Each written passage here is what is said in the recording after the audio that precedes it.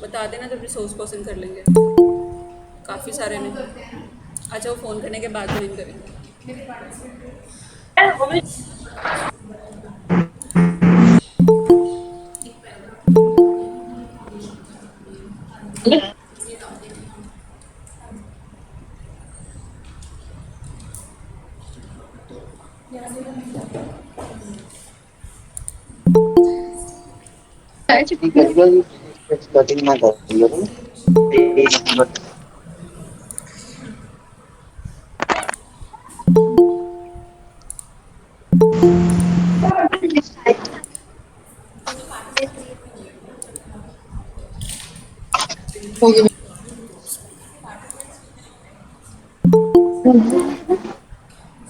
जी sir आगे screen share कर दूँ।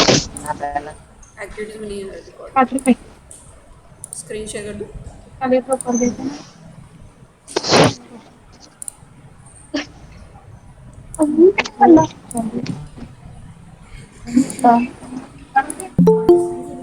सर आगे हैं, कर दूँ मैं।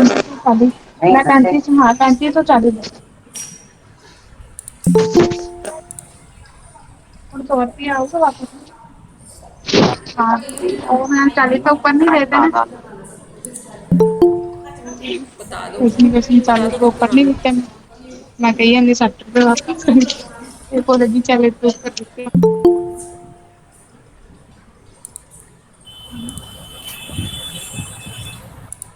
मैंने खाली विंडो कर रखी है, सिर्फ वो पीपीटी ही शेयर होगी।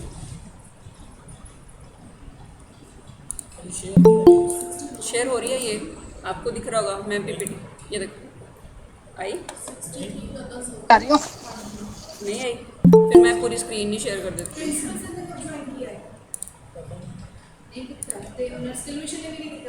कर लिया, कर लिया सर। वो तो रे नहीं नहीं नहीं, प्रणव भंडारी ये नहीं। अच्छा स्क्रीन ही कर दो शेयर, फिर पूरी स्क्रीन।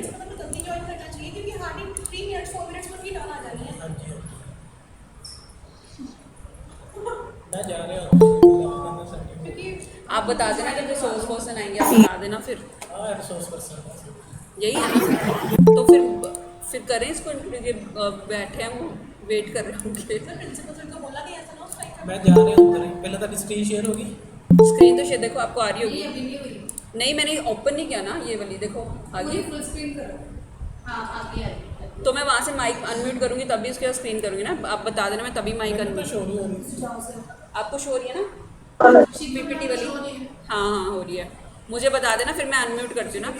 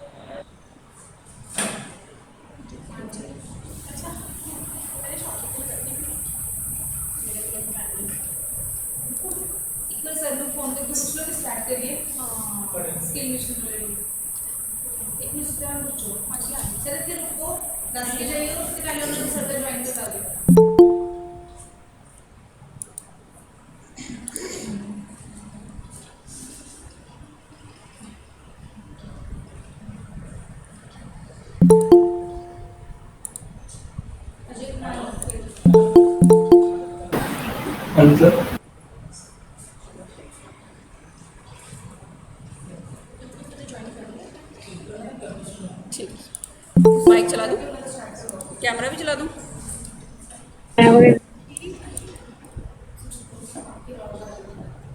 मान भी नहीं।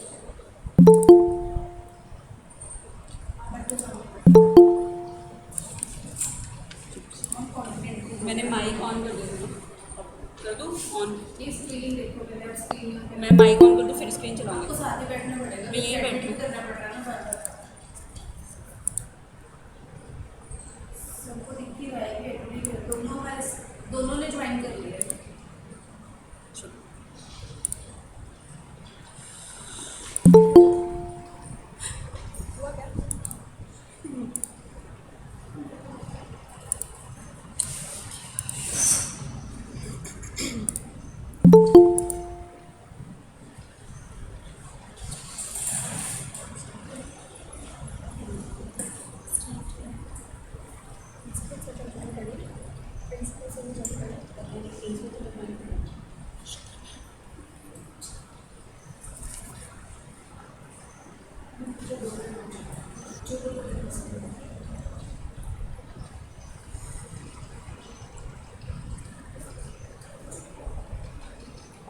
शॉर्ट क्योंकि मैं यहाँ से स्क्रीन पर लूँगी तो पता चलेगा, अगर मैंने भी देख लिया तो बाद में ये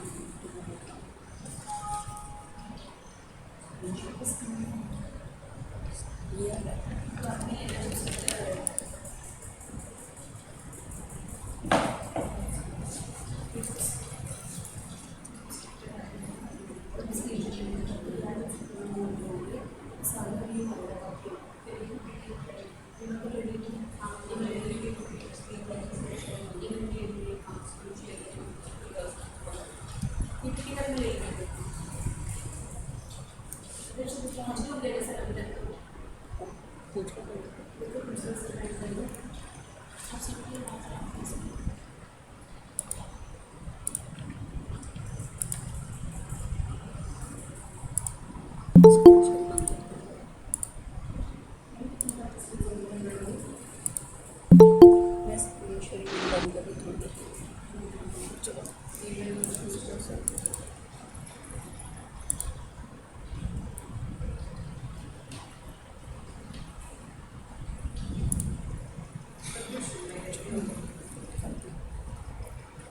Welcome everyone. Thank you for joining us for today's webinar. I am Dr. Shikha Mishra, working as Assistant Professor in STP College for Women Ludhiana.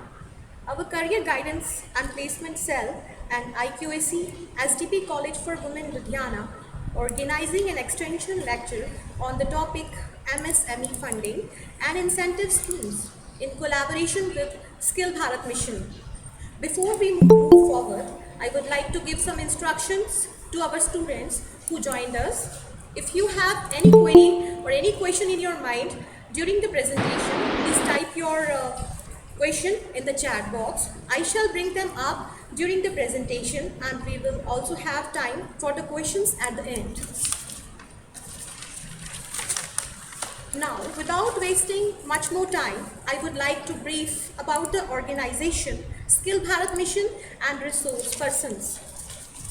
The Skill Bharat Mission is a dream project of Eksar Shiksha Abhiyan Society. Eksar Shiksha Abhiyan Society is a charitable educational institute which has the objectives of promoting comprehensive education to the poor and needy women in the various fields. Skill Bharat Mission aims at providing technical and practical knowledge to the students who has passed BCom, MCom, BA, MA, MBA, BCA, etc.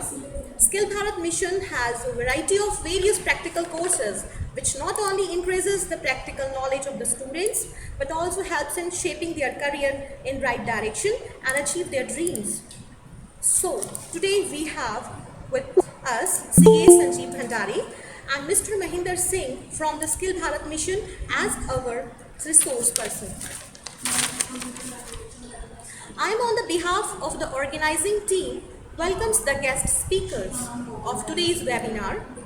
Now I request our principal sir, Dr. Ravi Kant, to kindly officially welcome our resource persons and motivate our students about this MSME, various schemes and to every funding schemes that government has provided us. So our principal sir, Dr. Ravi Kant, sir, kindly welcome our resource persons.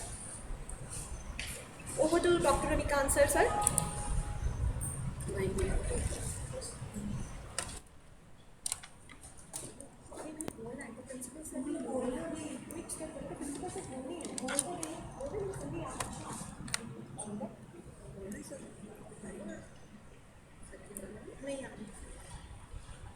Incentive schemes. This lecture will develop the entrepreneurship skills among students. Students will be having information regarding various business options available by our government and how to apply for the various incentive schemes and grants. Our college always aims at empowering young women in the field of education, and this webinar will help not only in boosting entrepreneurship skills but also help to gain practical insight into the corporate world. I wish the organizing team and the conveners of the webinar all the very best, and hope this lecture will be very fruitful for the students in the coming time. Last, but not least, I again welcome the resource persons CA Sanjeev Bhandari ji, Shri Mohinder Singh ji for their great. Thanks to everyone.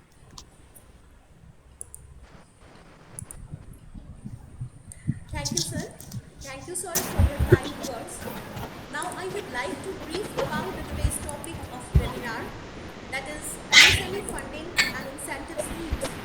This webinar is a awareness session regarding about various micro, small, medium enterprises schemes that our government is providing and how we can avail these various incentives from the government without taking too much time. I would like to invite our guest speaker, CA Sanjeev Bhandari, is a practitioner chartered accountant having experience of 18 years.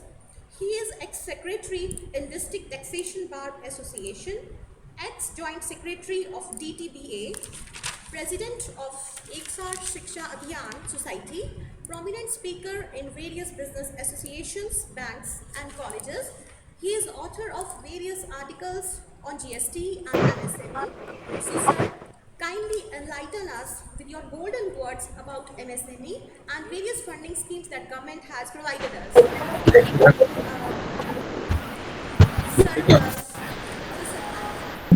Okay. Yes, sir. Yes, sir. Am I audible? First of all, I would like to extend my sincere thanks to the College Management Committee, especially Director Paraj Kumar Basim and Principal Dr. Ravikant ji, convening for cooperating and so much homework for this webinar, and also to the students who are present here, because this webinar is specially for students who are the budding professionals or entrepreneur. So I would like to say that please listen briefly, and if there is any query, kindly raise your hands after the seminar or webinar, or you may drop your queries at the chat box. Okay, because unless you will raise a query, our motive would not be achieved. So I would also like to thank project manager Maninder Singh ji from District Industry Center, who has given us his crucial time and spare his valuable time for this webinar. So I would like to share my PPT. Is it visible?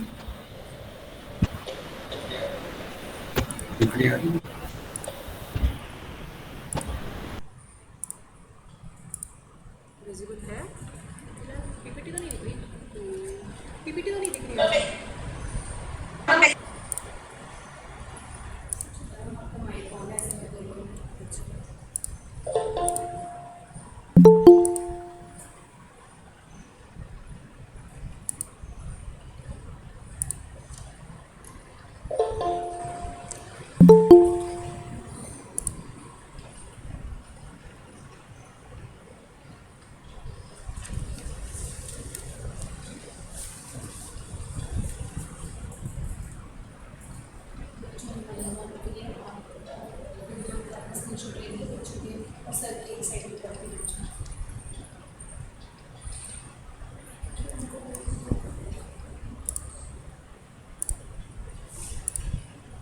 अपना मैंने mic off कर दिया।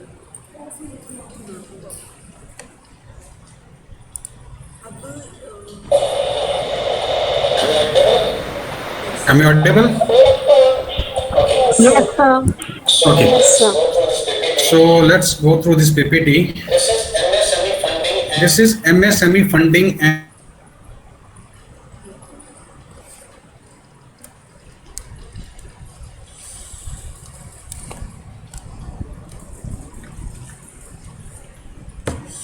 Network connection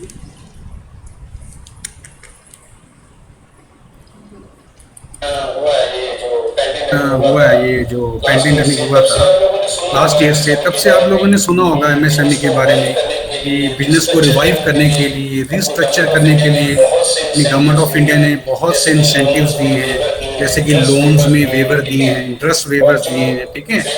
और जो business जो सिक हो रहे थे ड्यू टू कोविड, उनके लिए गवर्नमेंट ने नई स्कीम्स इंट्रोड्यूस की थी एमएसएमई। सो एमएसएमई वर्ड आप लोगों ने पढ़ा भी होगा, सुना भी होगा। तो आज हम उसको डिस्कस करेंगे एमएसएमई है क्या। MSME stand for micro, small and medium enterprises introduced by government of India in agreement with micro, small and medium enterprises development act. इसमें कौन सी एंटिटीज आती हैं? प्रोडक्शन, मैन्युफैक्चर, प्रोसेसिंग और preservation of goods and commodities. जो entities goods produce करती हैं, commodities produce करती हैं, ठीक है, या सर्विसेज प्रोवाइड करती हैं, वो सारी इंडस्ट्री इसमें कवर्ड होती है एमएसएमई में, ठीक है। MSME sector is considered as the backbone of Indian economy that has contributed substantially in the socio-economic development of the nation. आपने पढ़ा होगा ना, हमारे जब इकोनॉमिक्स करते हैं तो हम देखते हैं पर कैपिटा इनकम। तो पर कैपिटा इनकम या नेशनल इनकम क्या होती है? इकोनॉमी से ही सब कुछ होता है। इकोनॉमी मीन प्रोडक्शन, आपने पढ़ा होगा ना पूरी में। जितनी इंडस्ट्रीज ग्रो करेगी, जितनी मैन्युफैक्चरिंग ग्रो करेगी, जितनी प्रोडक्शन ग्रो करेगी, ठीक है ना, जितनी सर्विसेज ग्रो करेंगी, उतनी ही इकोनॉमी ग्रो करेगी। इकोनॉमी ग्रो करेगी तो क्या होगा? नेशनल इनकम जो है हमारी ग्रो करेगी, ठीक है, पर कैपिटा इनकम ग्रो करेगी, ठीक है। तो सब कुछ ग्रो करेगा तो इन्फ्लेशन जो है ना, आजकल जो मेन मुद्दा होता है इन्फ्लेशन बढ़ रही है, तो इन्फ्लेशन भी कंट्रोल हो जाएगी, ठीक है। अगर पर कैपिटा इनकम बढ़ी है, इनकी इकोनॉमी बढ़ी है, तो इन्फ्लेशन भी कंट्रोल हो जाती है। सो ये कंसेप्ट जरूरी है। ये इकोनॉमी की बैकबोन है एमएसएमई। एमएसएमई सेक्टर्स होते क्या हैं वो भी मैं आपको बताऊंगा, वो क्लासिफिकेशन इसकी दी हुई है। लेकिन उससे पहले मैं आपको बताना चाहता हूँ जो एमएसएमई सेक्टर्स हैं, जितनी भी इंडस्ट्रीज भारतवर्ष में चल रही हैं, हमारे इंडिया में जितने भी इंडस्ट्रीज हैं, मैन्युफैक्चरिंग है, सर्विस यूनिट्स हैं, उसका about 80 to 85% approximate, it's only idea, MSME है, यानी कि medium, small and micro enterprises, ठीक है। तो ये लघु उद्योग है, सूक्ष्म उद्योग है और मीडियम इंटरप्राइजेज है। 80 to 85% इनका कंट्रीब्यूशन है। तो ऑब्वियसली अगर ये सही है, अगर ये प्रॉपर रन कर रही है, ठीक है ना, अगर ये प्रॉफिट में है, तो देश की इकोनॉमी तो बढ़ेगी ना, बढ़ेगी, ठीक है। अगर हम 10-15% को छोड़ दें जो लार्ज यूनिट है, ठीक है, तो लार्ज और एंकर यूनिट्स जिनको बोलते हैं, बड़े यूनिट्स, ठीक है। तो एमएसएमई की आपको क्लासिफिकेशन बताने जा रहा हूँ मैं, जो जुलाई में चेंज हुई थी लास्ट ईयर में, 2020 से इसकी क्लासिफिकेशन चेंज हो गई है। पहले इसका स्कोप नैरो था, अब इसको वाइडर कर दिया गया ताकि ज़्यादा से ज़्यादा कोविड-19 के बाद इसको वाइडर करने का मकसद ये है कि डेफिनेशन इसलिए इंक्रीज की गई ताकि ज़्यादा से ज़्यादा जो उसका बेनिफिट ले सके, ठीक है। जो लघु उद्योग है, सूक्ष्म उद्योग है, वो उसका बेनिफिट ले सके एमएसएमई का। अच्छा, एमएसएमई की classification, MSME mean micro enterprises, small, medium, इसके अलग अलग डेफिनेशन दी गई है। सबसे पहले माइक्रो पे आएंगे। माइक्रो एंटरप्राइजेज क्या है? Micro enterprises means any manufacturing units. आप कुछ भी बनाते हो, आप कपड़ा बनाते हो, गारमेंट्स बनाते हो, ठीक है, आप टेक्सटाइल बनाते हो, साइकिल पार्ट्स बनाते हो, साइकिल बनाते हो, आप मोबाइल पार्ट्स बनाते हो, ठीक है, एनीथिंग यू प्रोड्यूस। आप फूड प्रोसेसिंग यूनिट आपका, चाहे आप सर्विस यूनिट आपका, आप बुटीक है, आपका पार्लर है, आप किसी भी जॉब वर्क करते हो, सर्विस प्रोवाइडर हो, ठीक है, डेयरी फार्मिंग है आपकी, एनीथिंग। तो उस आप ये सारे यूनिट्स होते हैं, ये बिजनेस यूनिट्स हैं, लेकिन इनको डेफिनेशन से इनको बाइफरकेट किया गया है। माइक्रो में आता है अगर आपके बिजनेस में जो इन्वेस्टमेंट है, इन्वेस्टमेंट किसमें? इन प्लांट एंड मशीनरी और equipment, okay, plant and machinery और इक्विपमेंट। अगर आपका मैन्युफैक्चरिंग यूनिट है, तो plant and machinery is a fix assets, ठीक है। उसमें हमें बिजनेस चलाने के लिए मशीनरी चाहिए होती है, फूड प्रोसेसिंग चलाना तो उसकी मशीनरी चाहिए होती है। अगर हमें टेक्सटाइल्स का काम करना है, गारमेंट्स का काम करना है, होजी का काम करना है तो उसके लिए मशीनरी चाहिए होती है, ठीक है। अगर हम सर्विस यूनिट्स हैं, अगर आप मान लो आपका कोई कंप्यूटर सेंटर है, ठीक है, आप कंप्यूटर सेंटर चाहते हो तो जो आपके पीसी हैं, जो आपके लैपटॉप हैं, दोज आर योर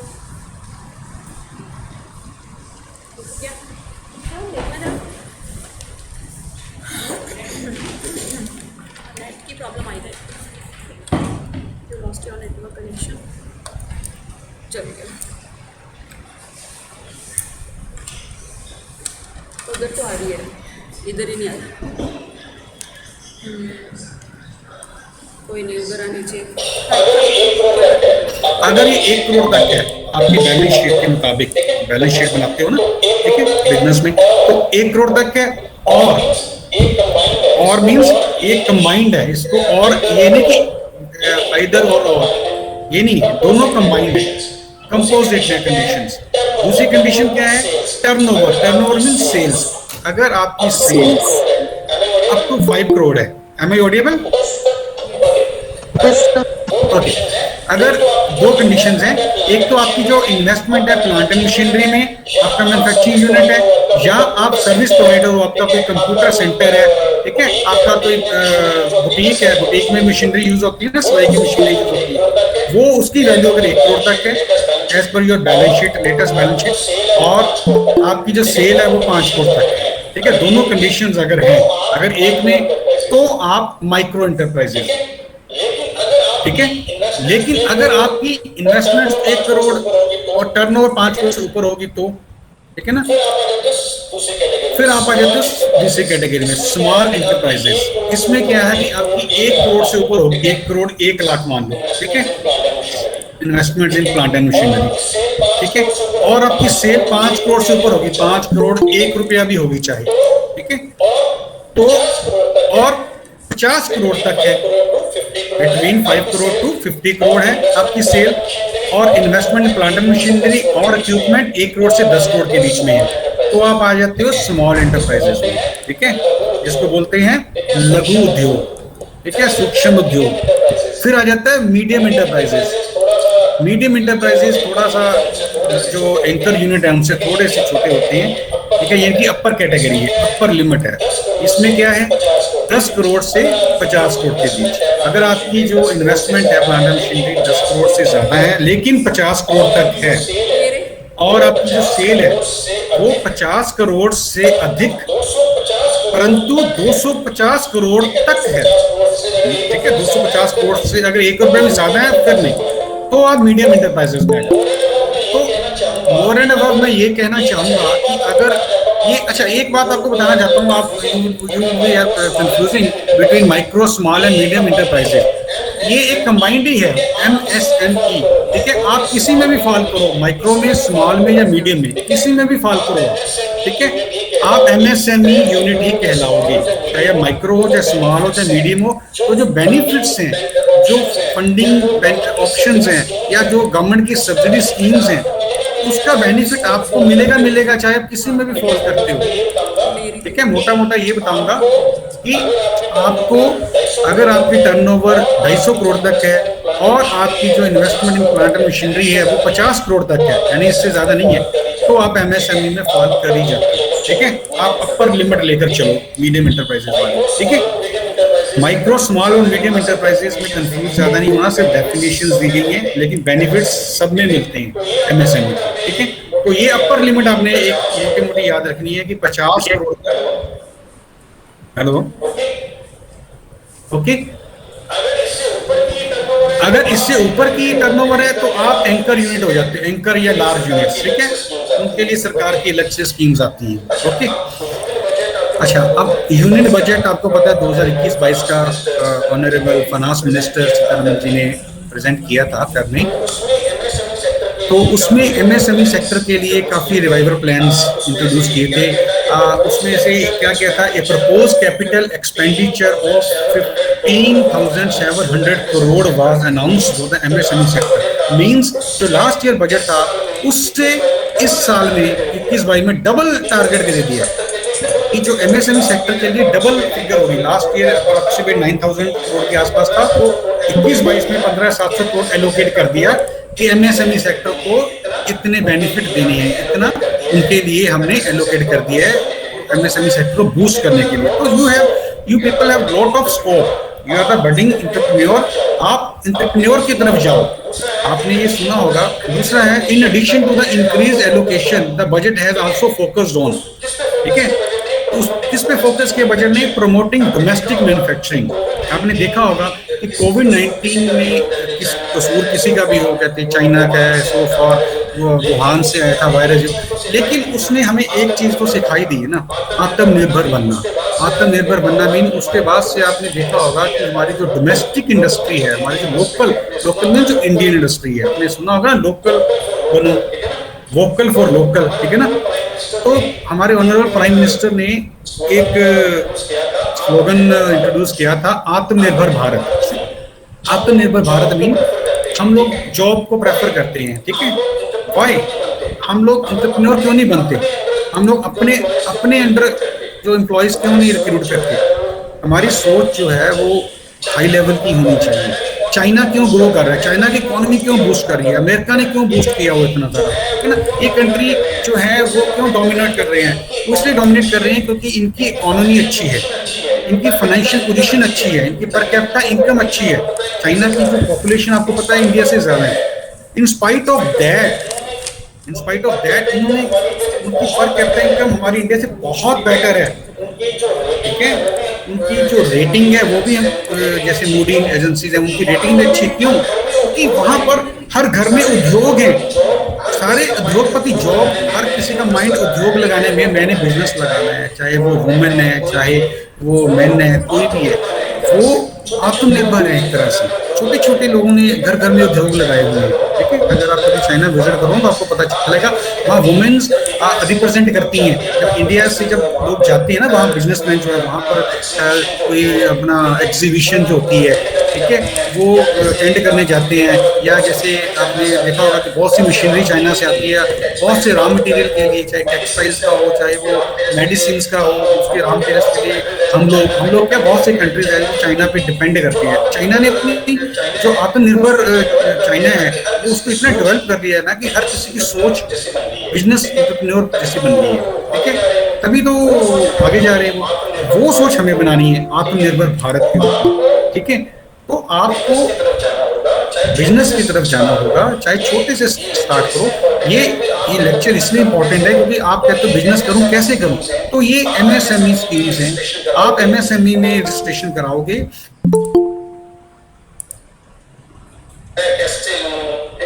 कैसे लोन, ठीक है। आप कहोगे मुझे गाइडेंस नहीं है, मुझे गाइडेंस कहाँ से मिलेगी, ठीक है।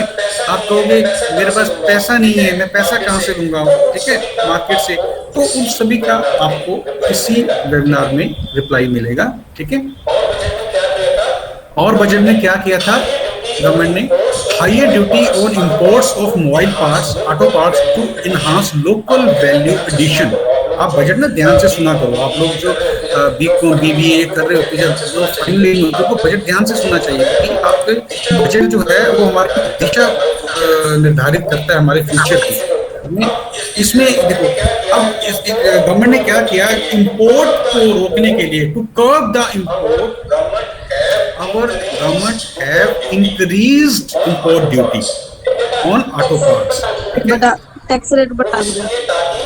वो इसलिए ताकि जो हमारी जो value addition local for vocal, यानी हमारे जो लोकल एंटरप्रेन्योरशिप है यहीं पे डेवलप करें। क्योंकि मोबाइल में, लैपटॉप में हम बहुत पिछड़े हुए हैं। चाइना बहुत आगे है इसमें, लैपटॉप में, मोबाइल में, उनकी मोनोपोली एक तरह से। तो हम ग्रो करें, इसके लिए इंपोर्ट ड्यूटी पे उन्होंने ज्यादा उसको टैक्स लगा दिया।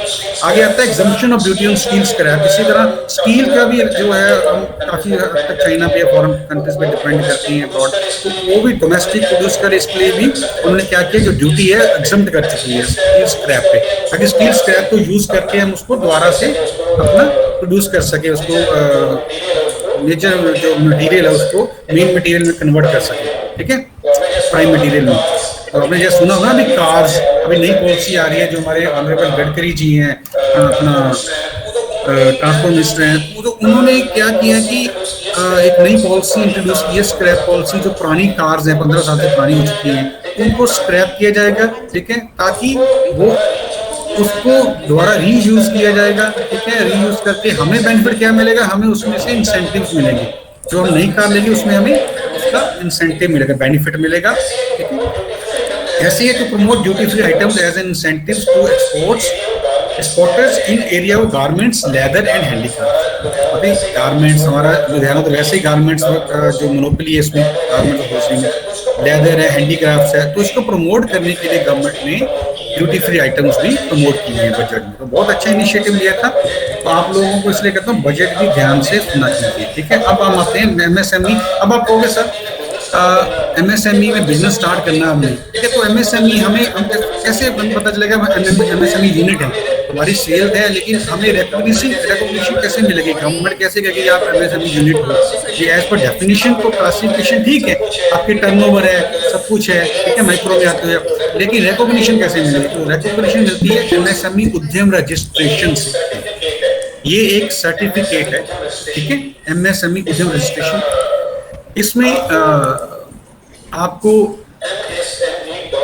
msme.gov.in एक पोर्टल है, आप नोट कर लो, इसमें भी मैंने दिया हुआ है www.msme.gov.in। अच्छा, एक बात का ध्यान रखना, जब आप सर्फिंग करते हो ना, सर्च करते हो गूगल पे, तो बहुत सी फेक साइट्स होती हैं। वहाँ पर टॉप पे आपको फेक साइट्स मिलेंगी, msme-msme/.gov.in, ठीक है। तो वो उसकी जो प्रेजेंटेशन है वो भी वैसी होगी, बैकग्राउंड भी ऐसी मिलती जुलती होती है जो गवर्नमेंट की साइट वेबसाइट होती है, लेकिन उसमें दिया होता है नीचे फीस वगैरह या प्राइवेट कॉन्टैक्ट्स दिए होते हैं। तो जब भी आप गवर्नमेंट की साइट सर्च करो तो बी श्योर कि वो गवर्नमेंट की साइट ही है, ठीक है, प्राइवेट नहीं है, नहीं तो आप लोग धोखा खा जाओगे। बहुत से आजकल साइबर क्राइम चल रहे हैं, ठीक है। तो मैं बताना चाहूंगा एमएसएमई उद्यम रजिस्ट्रेशन है वो बिल्कुल फ्री ऑफ कॉस्ट है।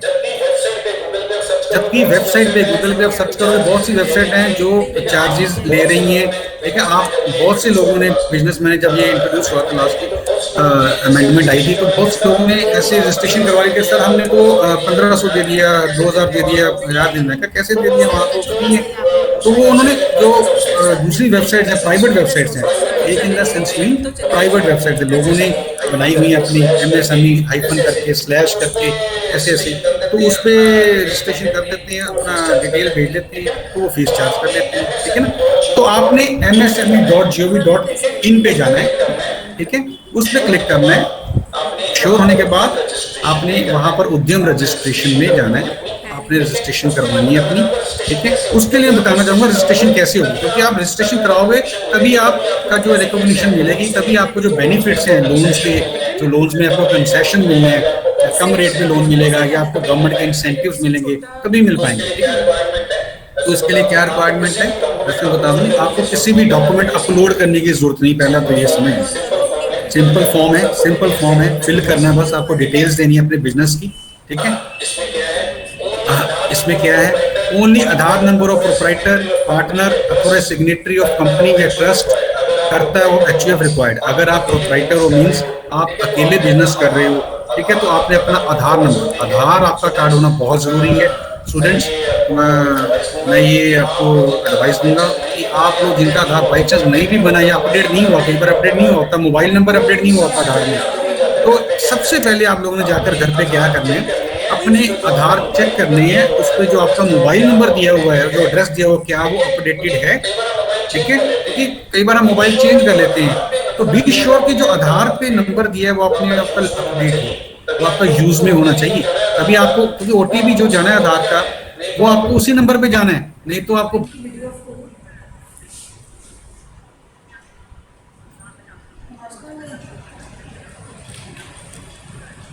इसमें भी नहीं आ रही, जीने में आ रही है, मुझे नहीं, कनेक्शन लॉस्ट हो गया। कनेक्शन चला गया।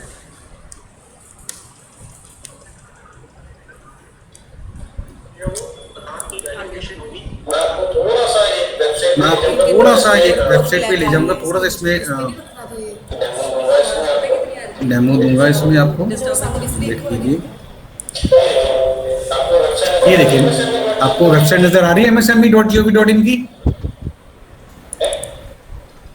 है? आ रही है?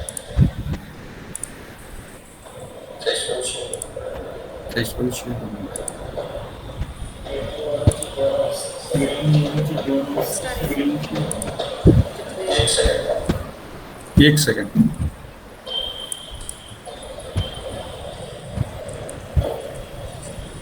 मैं वहीं पे आपको इंट्रोडक्शन करूँगी। स्टॉप हो जाएगा। और क्या पूछना है? क्या हो गया क्या?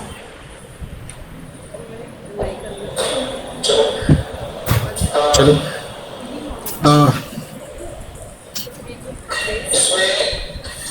इसमें थोड़ी सी हुई तो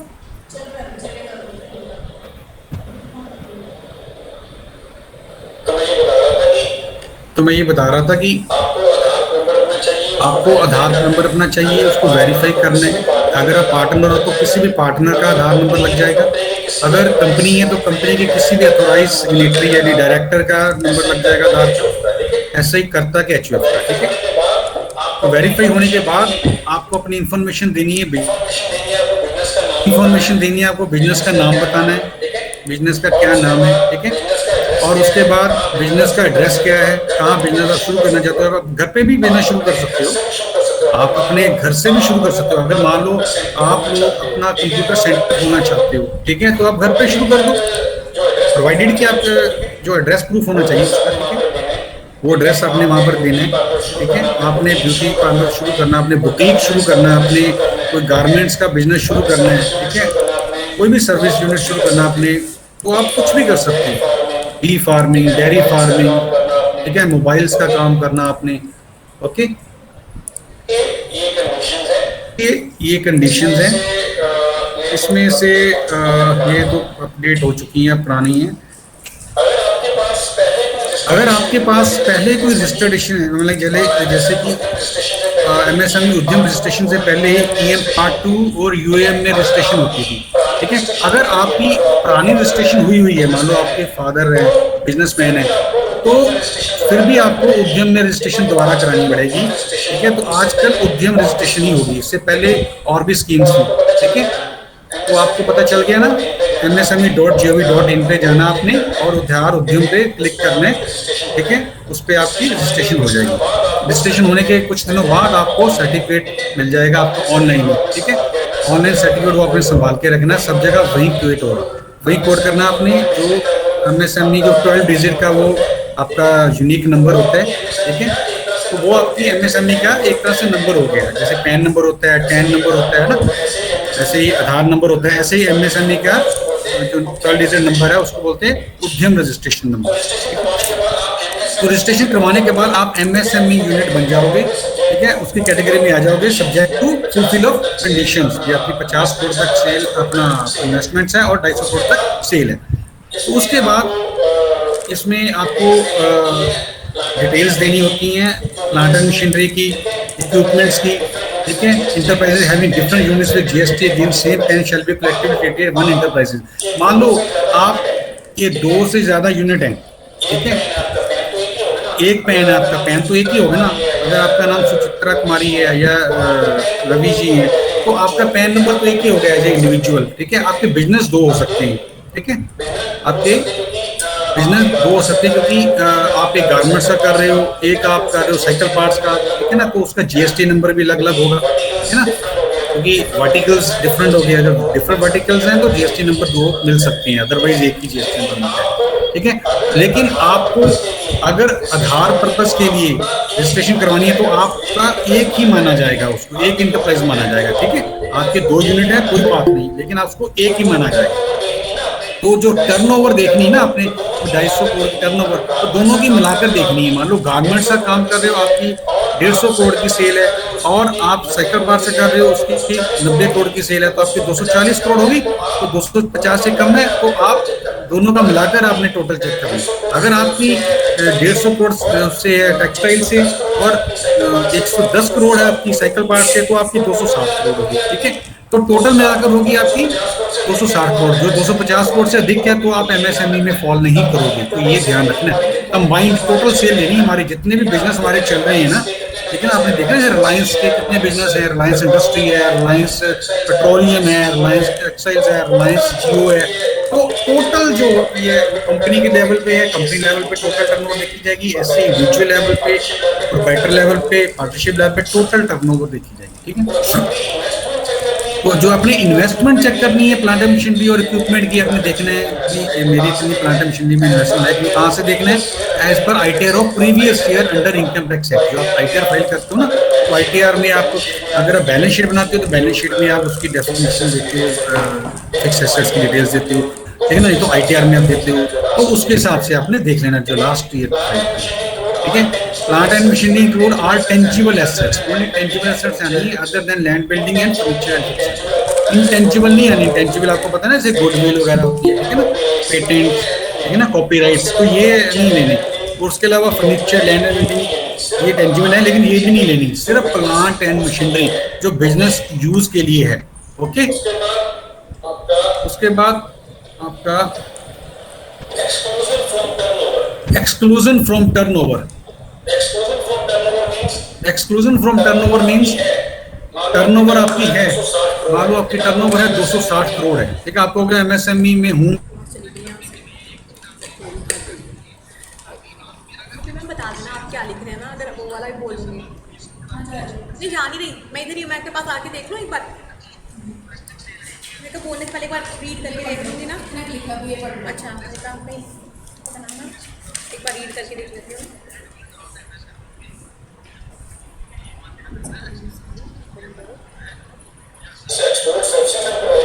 एक्सपोर्ट सर्विसेज हम प्रोवाइड करते हैं वो लेस हो जाएगी, ठीक है। तो ये बहुत ही इंपॉर्टेंट है। तो ये तो मैंने आपको बता दिया कि हमने एमएसएमई में रजिस्ट्रेशन करा ली, ठीक है। एमएसएमई में हम कवर हो गए। अब उसके बेनिफिट क्या हैं, आपको अपने मन में ये आ रहा होगा, सर उसके एमएसएमई बेनिफिट क्या हैं, हम क्यों रजिस्ट्रेशन कराएं, ठीक है ना, हम सीधा बिजनेस को ना स्टार्ट कर दें, हम क्यों आधार उद्यम लेने की जरूरत पड़ेगी।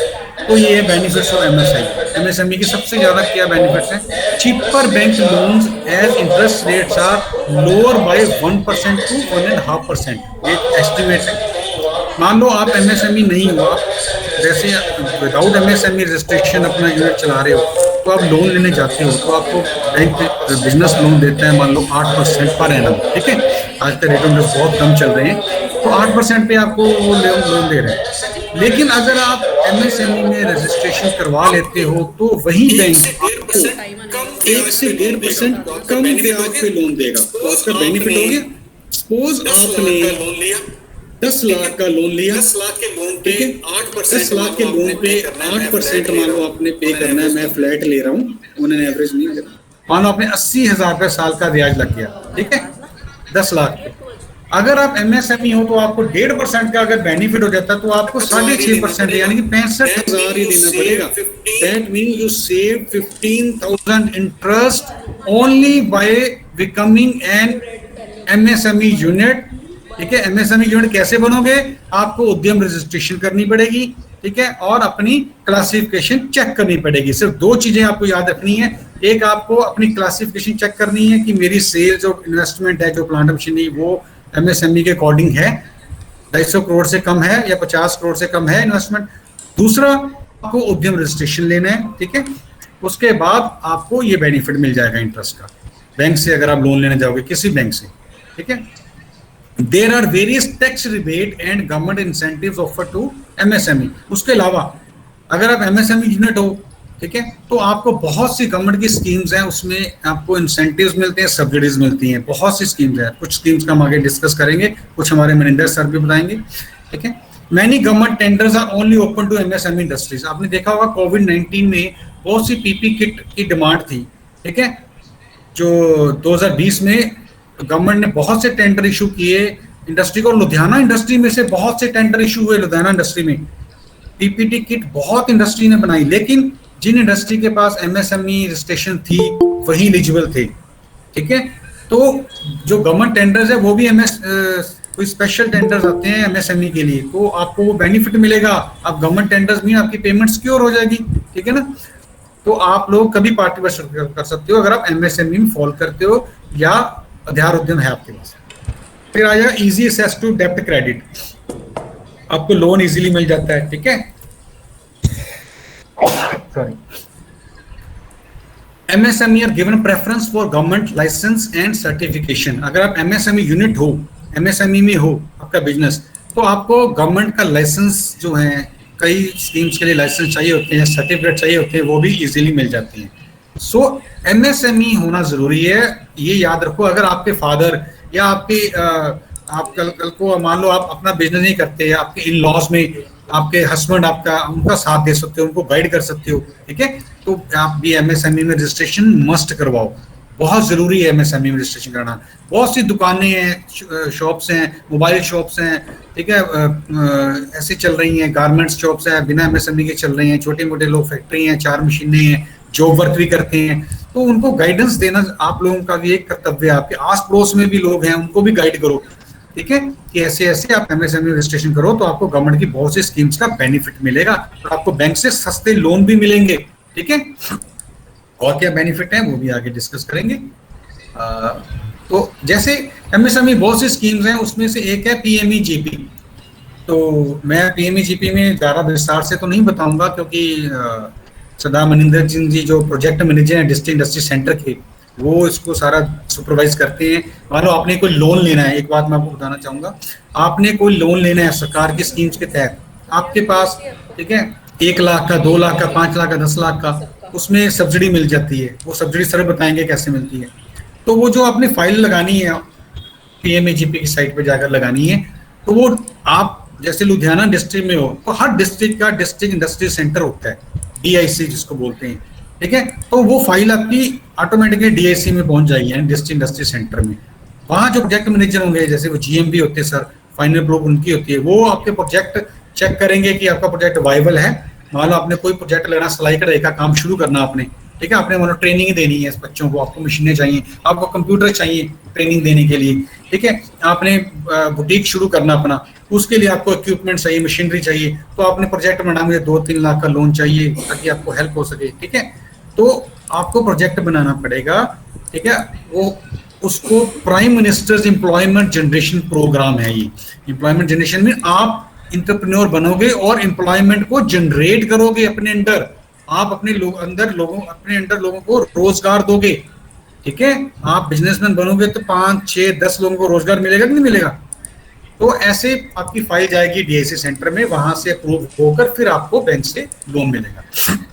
वो प्रक्रिया जो है वो सर बताएंगे।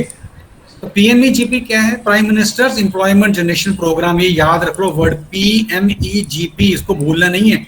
आपने अपना नया बिजनेस शुरू करना है, कल को अपने हस्बैंड के साथ कोई बिजनेस शुरू करना है, ठीक है, अपने फादर के साथ, ब्रदर को गाइड करना है, तो PMEGP याद रखना, ठीक है। एक MSME और MSME में रजिस्ट्रेशन के बाद काम के लिए लोन कहाँ से मिलेगा, कैसे मिलेगा, कौन सी स्कीम है, तो PMEGP इसके कहाँ पे है? MSME पोर्टल पे। मैंने आपको वेबसाइट रिपीट की थी ना, msme.gov.in। तो ये वेबसाइट कभी नहीं भूलनी आपने, ठीक है। इस पे ही सारे पोर्टल दिए हुए हैं, PMEGP भी इसी में दिया हुआ है, Prime Minister's Employment Generation Programme. इसमें बेसिकली मैं सिर्फ आपको बताऊंगा कि क्या है। Government of India has approved the introduction of a new credit link subsidy programme called Prime Minister's Employment Generation Programme for generation of employment opportunities, ठीक है। आप बिजनेस करो और एम्प्लॉयमेंट क्रिएट करो, यानी और लोगों को भी काम दो। आवाज चली गई ना, चला गया नहीं आ रही आवाज, नहीं आई, उसमें नेट चला गया, लॉस्ट कनेक्शन लॉस्ट एरियाज में, दोनों में, ठीक है।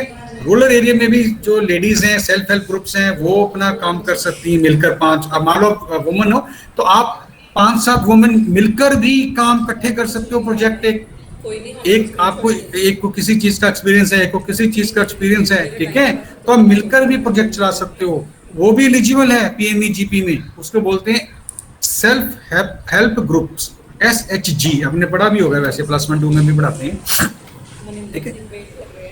तो पीएमईजीपी जो सेंट्रल सेक्टर स्कीम, जो सेंट्रल गवर्नमेंट की स्कीम है, एडमिनिस्टर्ड कौन करता है इसको, ministry of micro small and medium enterprises, ठीक है। At the national level the scheme is being implemented by khadi and village industries commission. Central level पे कौन मॉनिटर करता है इसको, KVIC में khadi and village industry commission. और स्टेट लेवल पे कौन करता है, स्टेट KVIC, ठीक है। सेंटर पे सेंटर की स्टेट KVIC होती है, स्टेट लेवल पे स्टेट की KVIC होती है।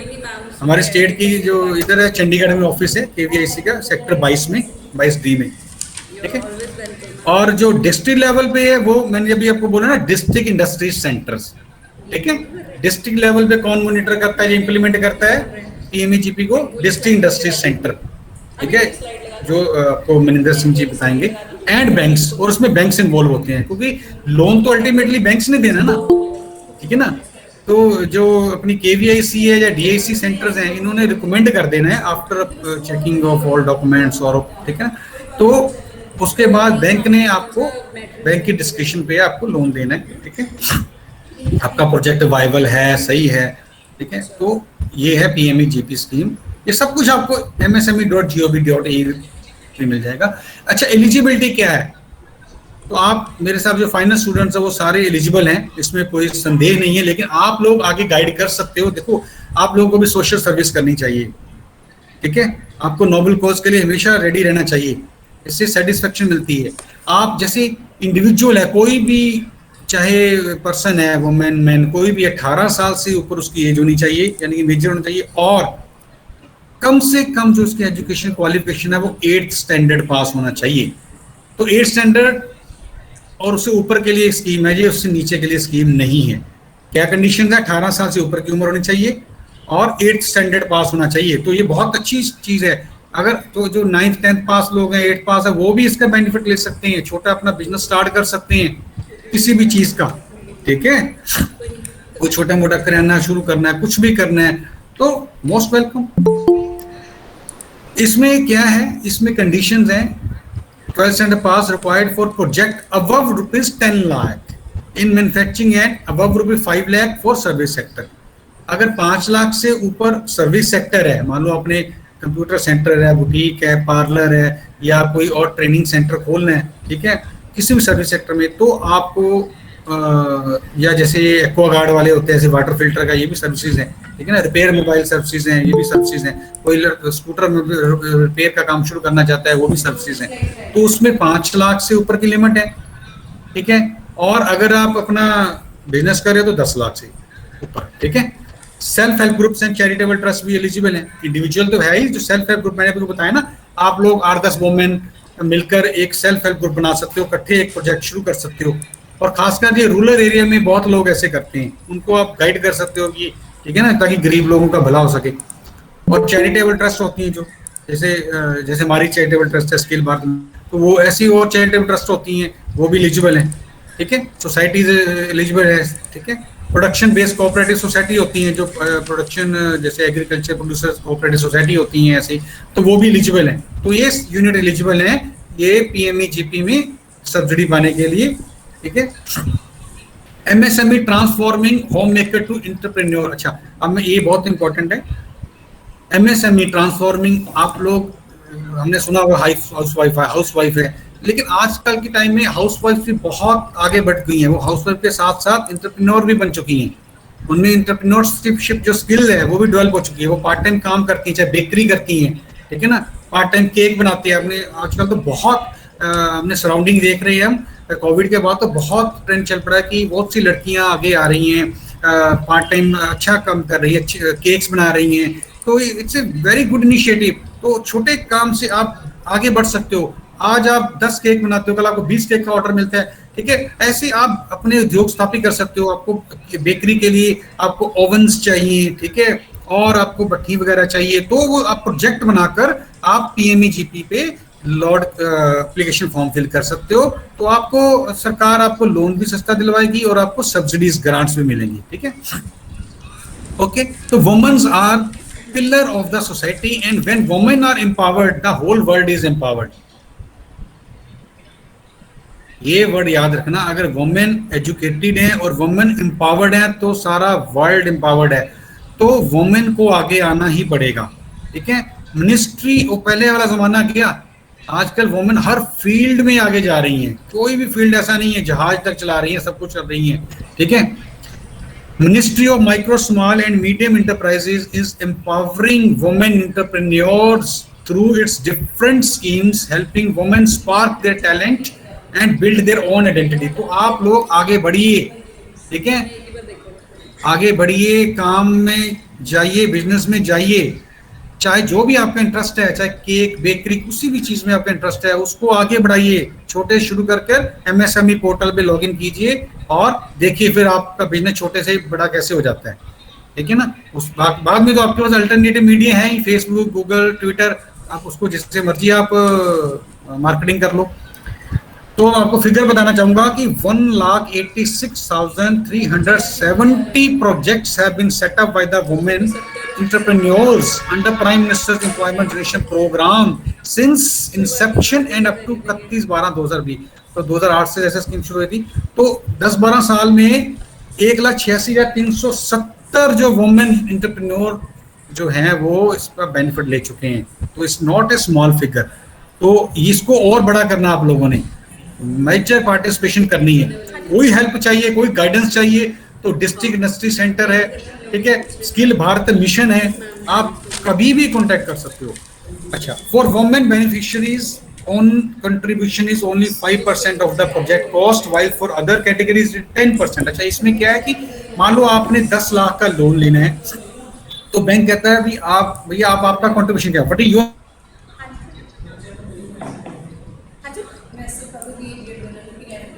लेफ्ट ना करे, बच्चे लेफ्ट करें, चलाना। मैम एक मिनट, आवाज नहीं आ रही इसकी ना, आवाज नहीं आ रही, वो तो आपके जरिए आएगी। हाँ, अब आ गई। प्रोड्यूस करते हैं, हमने अकाउंट्स में पढ़ा है ना।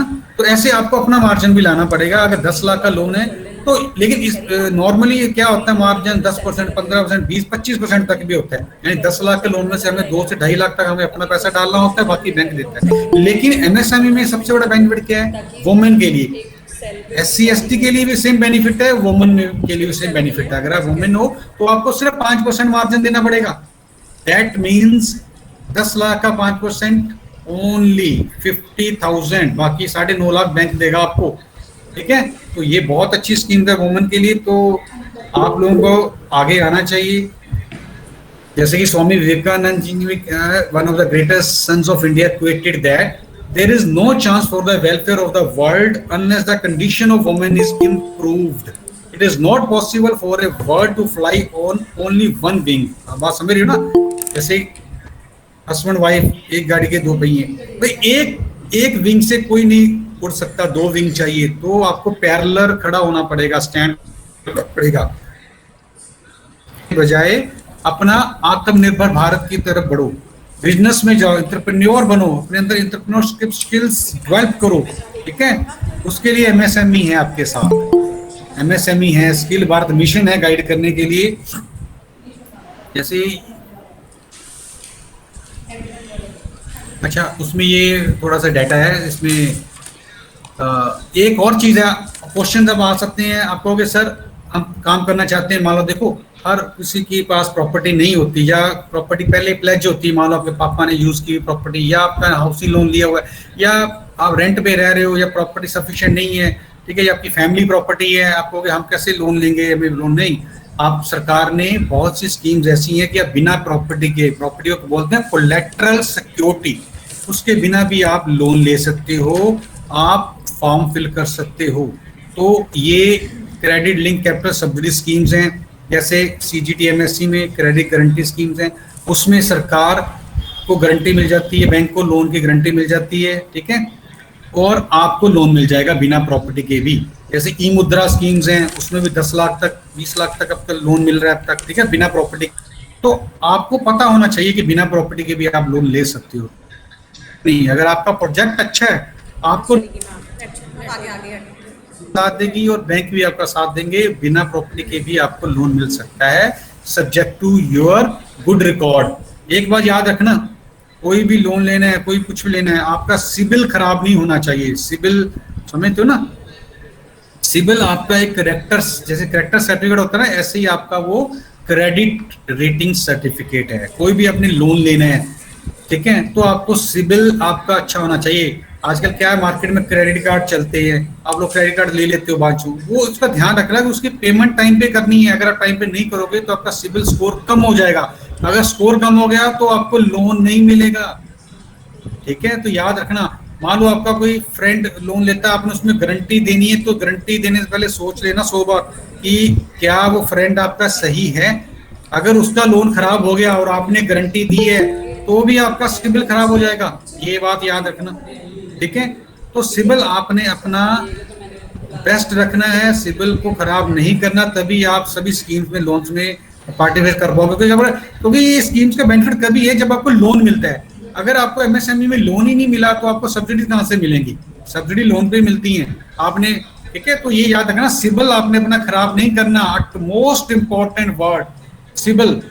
आपने कोई क्रेडिट कार्ड मिसयूज नहीं करना, किसी को पर्सनल गारंटी नहीं देनी। मान लो आपने स्कूटर लोन पे लिया है, कई बार क्या आता है, हमारे पेरेंट्स हमें स्कूटर वगैरह लोन पे ले देते हैं, हमारा अकाउंट यूज होता है, जैसे हम मेजर हो जाते हैं 18 साल के बाद, तो आपने ध्यान रखना कि उसकी ईएमआई टाइम पे हो, उसमें डिफॉल्ट ना हो, ठीक है।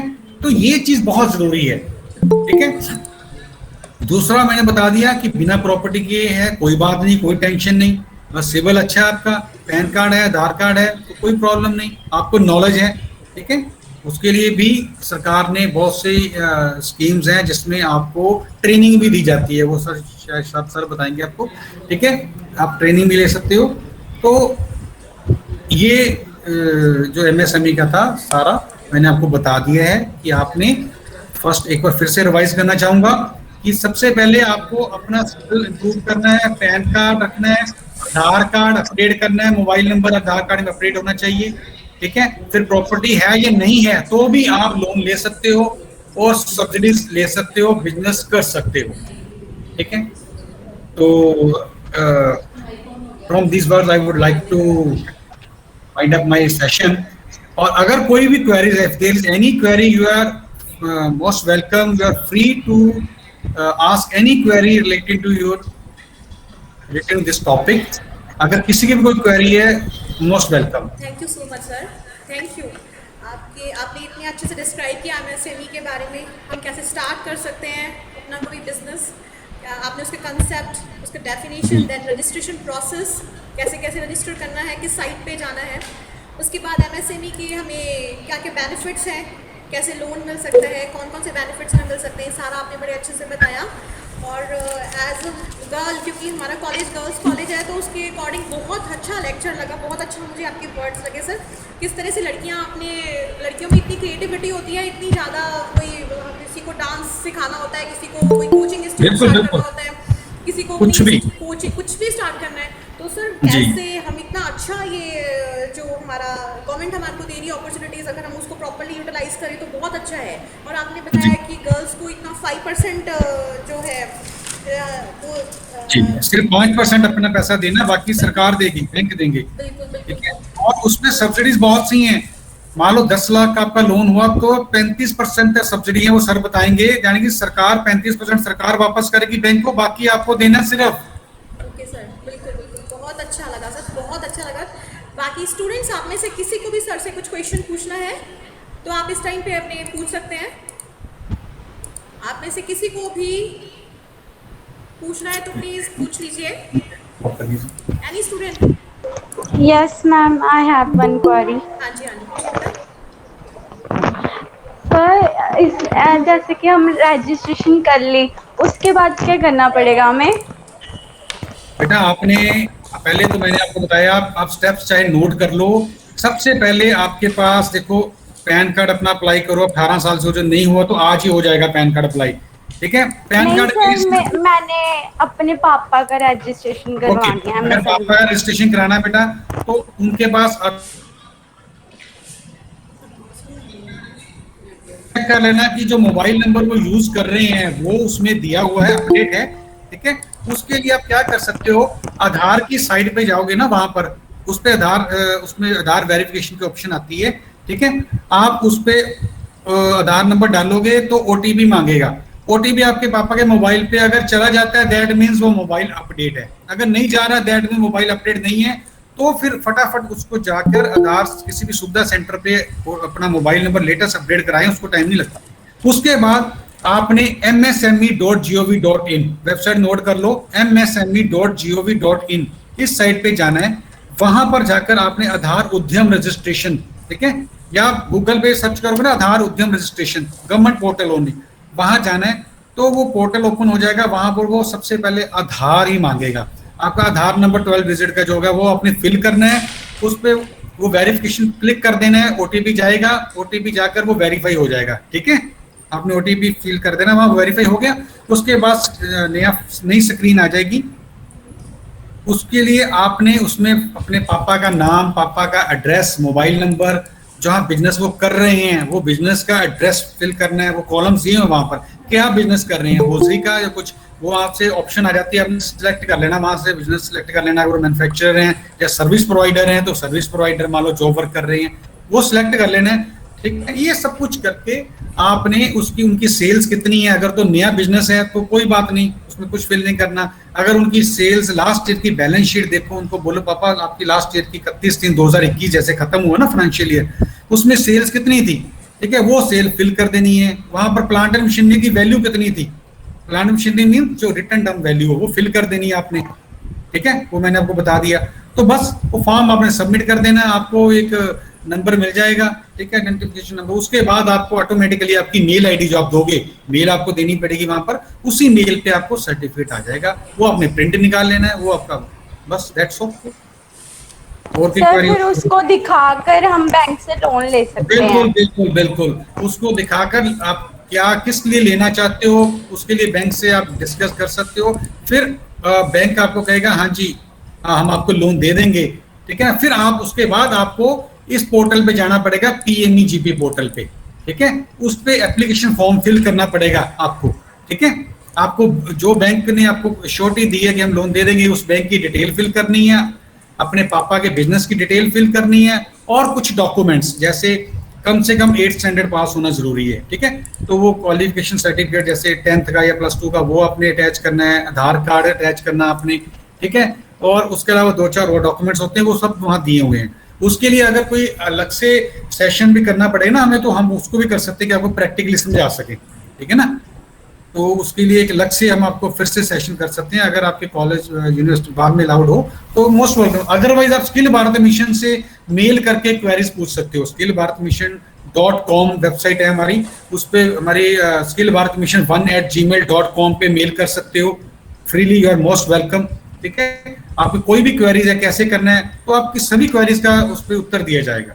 तो ये याद कर लो, वेबसाइट और मेल आईडी, ठीक है। आपने उसको अपनी डिटेल दे देनी है, भी हमें बिजनेस करना सर, हम आगे क्या प्रोसीजर है, हमें लोन कहाँ से मिलेगा, फॉर्म कैसे फिल करना है, तो आपको प्रॉपर गाइड किया जाएगा उसको। Okay sir. हाँ जी स्टूडेंट्स, और किसी का कोई क्वेश्चन है? Hello. Yes, ma'am. I want to raise one question. हाँ जी सर, पूछिए सर। पहले तो सर एक सर्विस जो एंटरप्राइज है वो डेफिनेशन में अब एमएस में है या नहीं, और दूसरा जो स्किल भारत मिशन है, is it a private body और a government body? Thank you. Mister Kamaljeet, yes sir. Okay, तो as far first question is concern, जो सर्विस यूनिट्स हैं वो सारे इसमें कवर्ड हैं। पहले अलग अलग होता था, जुलाई 2020 से पहले अलग अलग उसको रजिस्ट्रेशन करनी पड़ती थी, अगर सर्विस में हो तो सर्विस में करनी पड़ती थी, अगर में तो मैन्युफैक्चर में। लेकिन अब आपको अलग से डिटेल देने की जरूरत नहीं, सिर्फ आपने कैटेगरी सिलेक्ट करनी है, तो कंबाइंड ही हो गया ये मैन्युफैक्चर और सर्विस प्रोवाइडर, ठीक है, कंबाइंड ही है ये। That means service provided they will be counted in terms of turnover. बिल्कुल बिल्कुल बिल्कुल बिल्कुल, सर्विस प्रोवाइडर, मैंने इक्विपमेंट वर्ड यूज किया था, आपको याद है ना, plant and machinery and equipment. तो इक्विपमेंट वर्ड सर्विस प्रोवाइडर के लिए ही बेसिकली था। जैसे आपने कोई ट्रेनिंग कोचिंग सेंटर खोलना है, इंस्टीट्यूट ओपन करनी है, तो आप equipments are your laptop PC या योर इक्विपमेंट्स, ठीक है ना। तो सर्विस प्रोवाइडर्स के लिए है वो, ठीक है, you can go ahead as a service provider. तो सेकंड क्वेश्चन तो स्किल भारत मिशन है, ये it's a government approved, It's a state government approved society, charitable education since 2009. ठीक है, तो there are so many members, so many delegates, bankers. तो वो अपने अपने टॉपिक पे जैसे जैसे होता है उस पे वो सेमिनार वेबिनार करते हैं। तो जैसे ताकि मास जो लेवल पे हम इसको पहुंचा सके स्टूडेंट्स को, बिजनेस कम्युनिटी को, हमारा जो मोटिव है, we are professionals, we are all are professionals, some are retired bankers, तो कुछ पर्सनल सेटिस्फेक्शन के लिए करते हैं, ठीक है ना, जैसे वो पर्सनल सेटिस्फेक्शन। एक बार रिक्वेस्ट है, मैंने वह चैट बॉक्स में लिखा भी है, if you can share your contact with और email address then it will be, I will be highly obliged to you.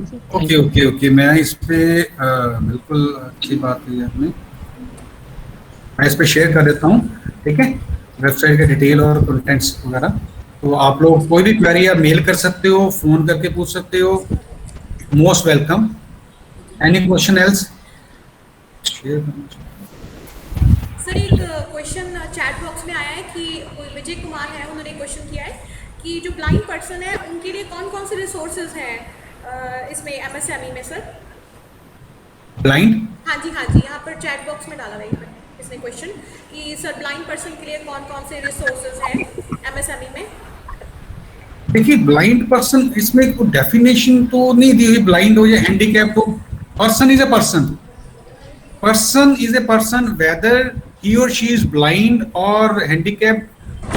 अगर देखो ना, बात यह है कि ब्लाइंड के बिहाफ पे अगर कोई बिजनेस कर सकता है, देखो ब्लाइंड के लिए बिजनेस करना आसान नहीं है, ब्लाइंड के लिए, क्योंकि ये टॉपिक जो है जो बिजनेस पे डिपेंड है, ये जो सारा एमएसएमई बिजनेस के लिए, ठीक है। अगर ब्लाइंड एंटरप्रेन्योरशिप स्किल्स हैं उसमें वो कर सकता है तो भी गवर्नमेंट उसकी मदद करेगी, इसमें ऐसी कोई रिस्ट्रिक्शन नहीं है कि ब्लाइंड के लिए नहीं है, ये पर्सन आंखों वाले के लिए, अगर उसमें स्किल्स है वो कर सकता है, क्योंकि एक बंदा तो देखो बिजनेस कर नहीं सकता, उसको टीम चाहिए होगी।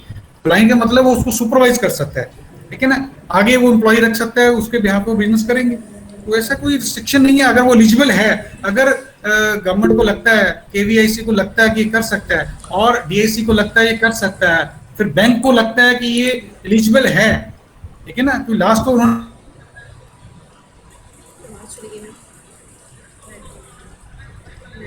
से कोई प्रॉब्लम नहीं आनी चाहिए।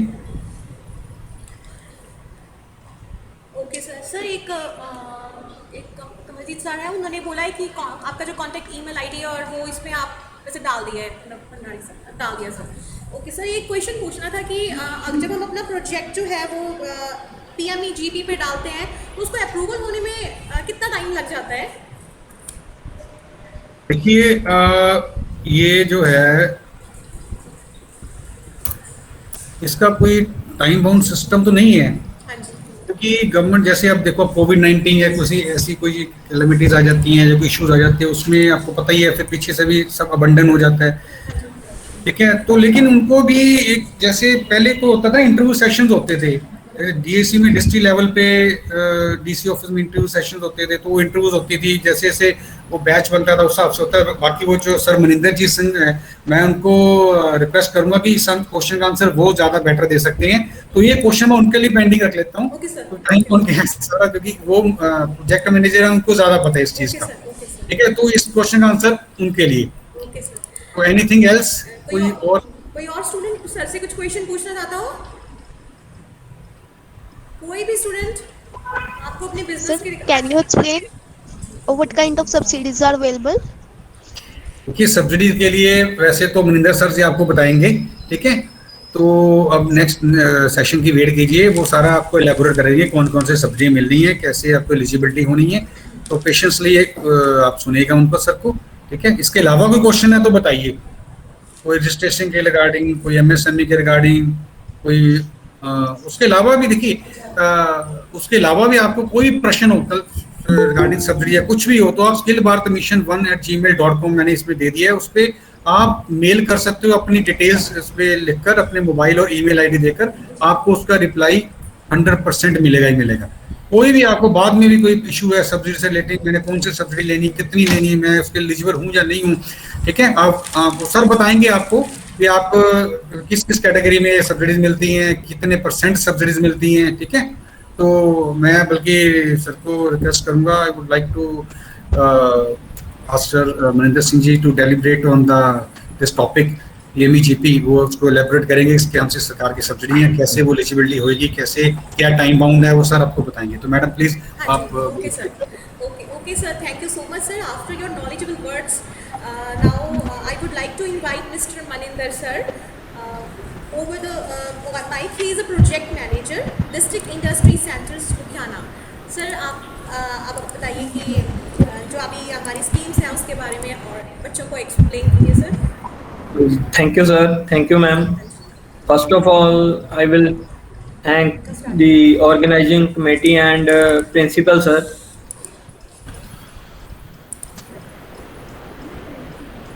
And today my topic is PMEGP. ਜਿਵੇਂ ਕਿ ਸਾਰੇ ਸਟੂਡੈਂਟਸ ਨੂੰ ਸੰਜੀਵ ਸਰ ਨੇ ਕਾਫੀ ਥੋਰਲੀ ਦੱਸਿਆ ਕਿ MSME the ਕਲਾਸੀਫਿਕੇਸ਼ਨਸ, ਉਦਯਮ registration and other schemes ਬਾਰੇ ਥੋਰਲੀ ਤੁਹਾਨੂੰ ਸਾਰਿਆਂ ਨੂੰ ਦੱਸਿਆ ਕਿ ਕਿਵੇਂ ਕਲਾਸੀਫਿਕੇਸ਼ਨਸ, ਮਾਈਕਰੋ ਯੂਨਿਟ ਦੀ ਕਲਾਸੀਫਿਕੇਸ਼ਨ ਕੀ ਆ, ਕੀ ਟਰਨਓਵਰ ਆ, ਜਾਂ ਤੁਹਾਡੀ ਪਲਾਂਟ ਐਂਡ ਮਸ਼ੀਨਰੀ ਕਿੰਨੀ ਹੋਣੀ ਚਾਹੀਦੀ ਆ। ਫਸਟ ਆਫ ਆਲ ਤੇ ਸਟੂਡੈਂਟ ਸਾਡਾ ਜਿਹੜਾ ਲੁਧਿਆਣਾ ਡਿਸਟ੍ਰਿਕਟ ਆ, ਲੁਧਿਆਣਾ ਇਜ਼ ਇੰਡਸਟਰੀਅਲ ਟਾਊਨ ਤੇ ਕਾਲਜ ਸਾਡਾ ਵੂਮਨ ਕਾਲਜ ਆ, ਸਾਰੇ ਐਂਟਰਪ੍ਰੈਨਿਓਰ ਜਿਹੜੇ ਆ ਵੂਮਨ ਨੇ ਸਾਡੇ ਕੋਲ। ਤੇ ਵੀ ਹੈਵ ਸੋ ਮੈਨੀ ਐਗਜ਼ਾਮਪਲਸ ਇਨ ਲੁਧਿਆਣਾ, ਜਿਵੇਂ MD ਸ਼ਿੰਗੋਰਾ ਸ਼ੌਪ ਦੇ MD ਮੈਮ ਨੇ ਮ੍ਰਿਦੁਲਾ ਜੈਨ, ਉਹਨਾਂ ਨੇ ਵੀ ਛੋਟਾ ਜਿਹਾ ਯੂਨਿਟ ਸਟਾਰਟ ਕੀਤਾ ਸੀ। ਅੱਜ ਉਹਨਾਂ ਦਾ ਕਾਫੀ ਵੱਡਾ ਕਾਰੋਬਾਰ ਹੈ ਲੁਧਿਆਣੇ ਦੇ ਵਿੱਚ। ਇਸੇ ਤਰ੍ਹਾਂ ਹੀ ਵਰਧਮਾਨ ਟੈਕਸਟਾਈਲ ਦੀ ਜੇ ਗੱਲ ਕਰੀਏ, ਉਹਨਾਂ ਦੇ MD ਵੀ ਇੱਕ ਵੂਮਨ ਨੇ, ਲੇਡੀਜ਼ ਨੇ। ਤੇ ਲੇਡੀਜ਼ ਦਾ ਜਿਹੜਾ ਹੈਗਾ ਕਿ ਇਹ ਪਹਿਲਾਂ ਸਾਨੂੰ ਸਭ ਤੋਂ ਸਾਰਿਆਂ ਨੂੰ ਆਪਣੇ ਮਨ ਦੇ ਵਿੱਚੋਂ ਇਹ ਵਹਿਮ ਕੱਢਣਾ ਕਿ ਮੈਂ ਵੂਮਨ ਆ ਜਾਂ ਮੈਂ ਕੰਮ ਨਹੀਂ ਸਟਾਰਟ ਕਰਨਾ। ਸੈਕੰਡ ਸਾਡੇ ਕੋਲ ਆ ਕਿ ਜਦੋਂ ਸਟੂਡੈਂਟ ਲਾਈਫ ਹੁੰਦੀ ਆ ਤੇ ਸਾਰੇ ਜਦੋਂ ਪਾਸ ਆਊਟ ਬੈਚ ਦੀ ਗੱਲ ਕਰੀਏ, ਜੇ ਮਨ ਦੇ ਵਿੱਚ ਇਹ ਆ ਕਿ ਮੈਂ ਜੌਬ ਕਰਨੀ ਆ, ਮੈਂ ਆਪਣੀ ਗ੍ਰੈਜੂਏਸ਼ਨ ਕੰਪਲੀਟ ਕਰ ਲਈ ਤੇ ਮੈਂ ਜੌਬ ਈਜ਼ਲੀ ਅਵੇਲੇਬਲ, ਕਿਉਂਕਿ ਲੁਧਿਆਣਾ ਦੇ ਵਿੱਚ ਵੀ ਤੁਹਾਨੂੰ ਈਜ਼ਲੀ ਜੌਬ ਮਿਲ ਜੂਗੀ ਜਾਂ ਮਲਟੀਨੈਸ਼ਨਲ ਕੰਪਨੀਜ਼ ਹੈਗੀਆਂ। ਬਟ ਗਰੋਥ ਜਿਹੜੀ ਆ ਉਹ ਜੌਬ ਦੇ ਨਾਲੋਂ ਆਪਣੇ ਬਿਜ਼ਨਸ ਸਟਾਰਟ ਕਰਨ ਦੇ ਵਿੱਚ ਜ਼ਿਆਦਾ। ਜਿਵੇਂ ਸੰਜੀਵ ਸਰ ਨੇ ਦੱਸਿਆ ਕਿ ਜਿਹੜੀ ਗਵਰਨਮੈਂਟ ਆ, ਚਾਹੇ ਉਹ ਸੈਂਟਰਲ ਗਵਰਨਮੈਂਟ ਹੋਵੇ ਚਾਹੇ ਉਹ ਪੰਜਾਬ ਗਵਰਨਮੈਂਟ ਹੋਵੇ, ਉਹ ਬਹੁਤ ਹੀ ਜ਼ਿਆਦਾ ਸਪੋਰਟਿਵ ਆ ਕਿ ਤੁਸੀਂ ਆਪਣਾ ਯੂਨਿਟ ਸਟਾਰਟ ਕਰੋ, ਆਪਣਾ ਕਾਰੋਬਾਰ ਸਟਾਰਟ ਕਰੋ। ਤੇ ਅੱਜ ਮੈਂ ਸਭ ਤੋਂ ਪਹਿਲਾਂ ਤਾਂ ਜਦੋਂ ਤੁਸੀਂ ਇਹ ਸੋਚਦੇ ਹੋ ਕਿ ਮੈਂ ਆਪਣਾ ਯੂਨਿਟ ਸਟਾਰਟ ਕਰਨਾ ਜਾਂ ਕਾਰੋਬਾਰ ਸਟਾਰਟ ਕਰਨਾ, ਸਭ ਤੋਂ ਮੇਜਰ ਤੁਹਾਡੇ ਕੋਲ ਪ੍ਰੋਬਲਮ ਆ ਜਾਂਦੀ ਆ ਫਾਈਨੈਂਸ਼ੀਅਲ ਇਸ਼ੂ, ਕਿ ਤੁਸੀਂ ਫਾਈਨਾਂਸ ਕਿਵੇਂ ਕਰਨਾ ਆ, ਕਿਵੇਂ ਤੁਸੀਂ ਪੈਸਾ ਕਿੱਥੋਂ ਲਾਉਣਾ ਆ। ਤੇ ਉਹਦੇ ਰਿਗਾਰਡਿੰਗਲੀ ਅੱਜ ਸਾਰਾ ਮੇਰਾ ਜਿਹੜਾ ਟੌਪਿਕ ਆ that is how to finance a new unit.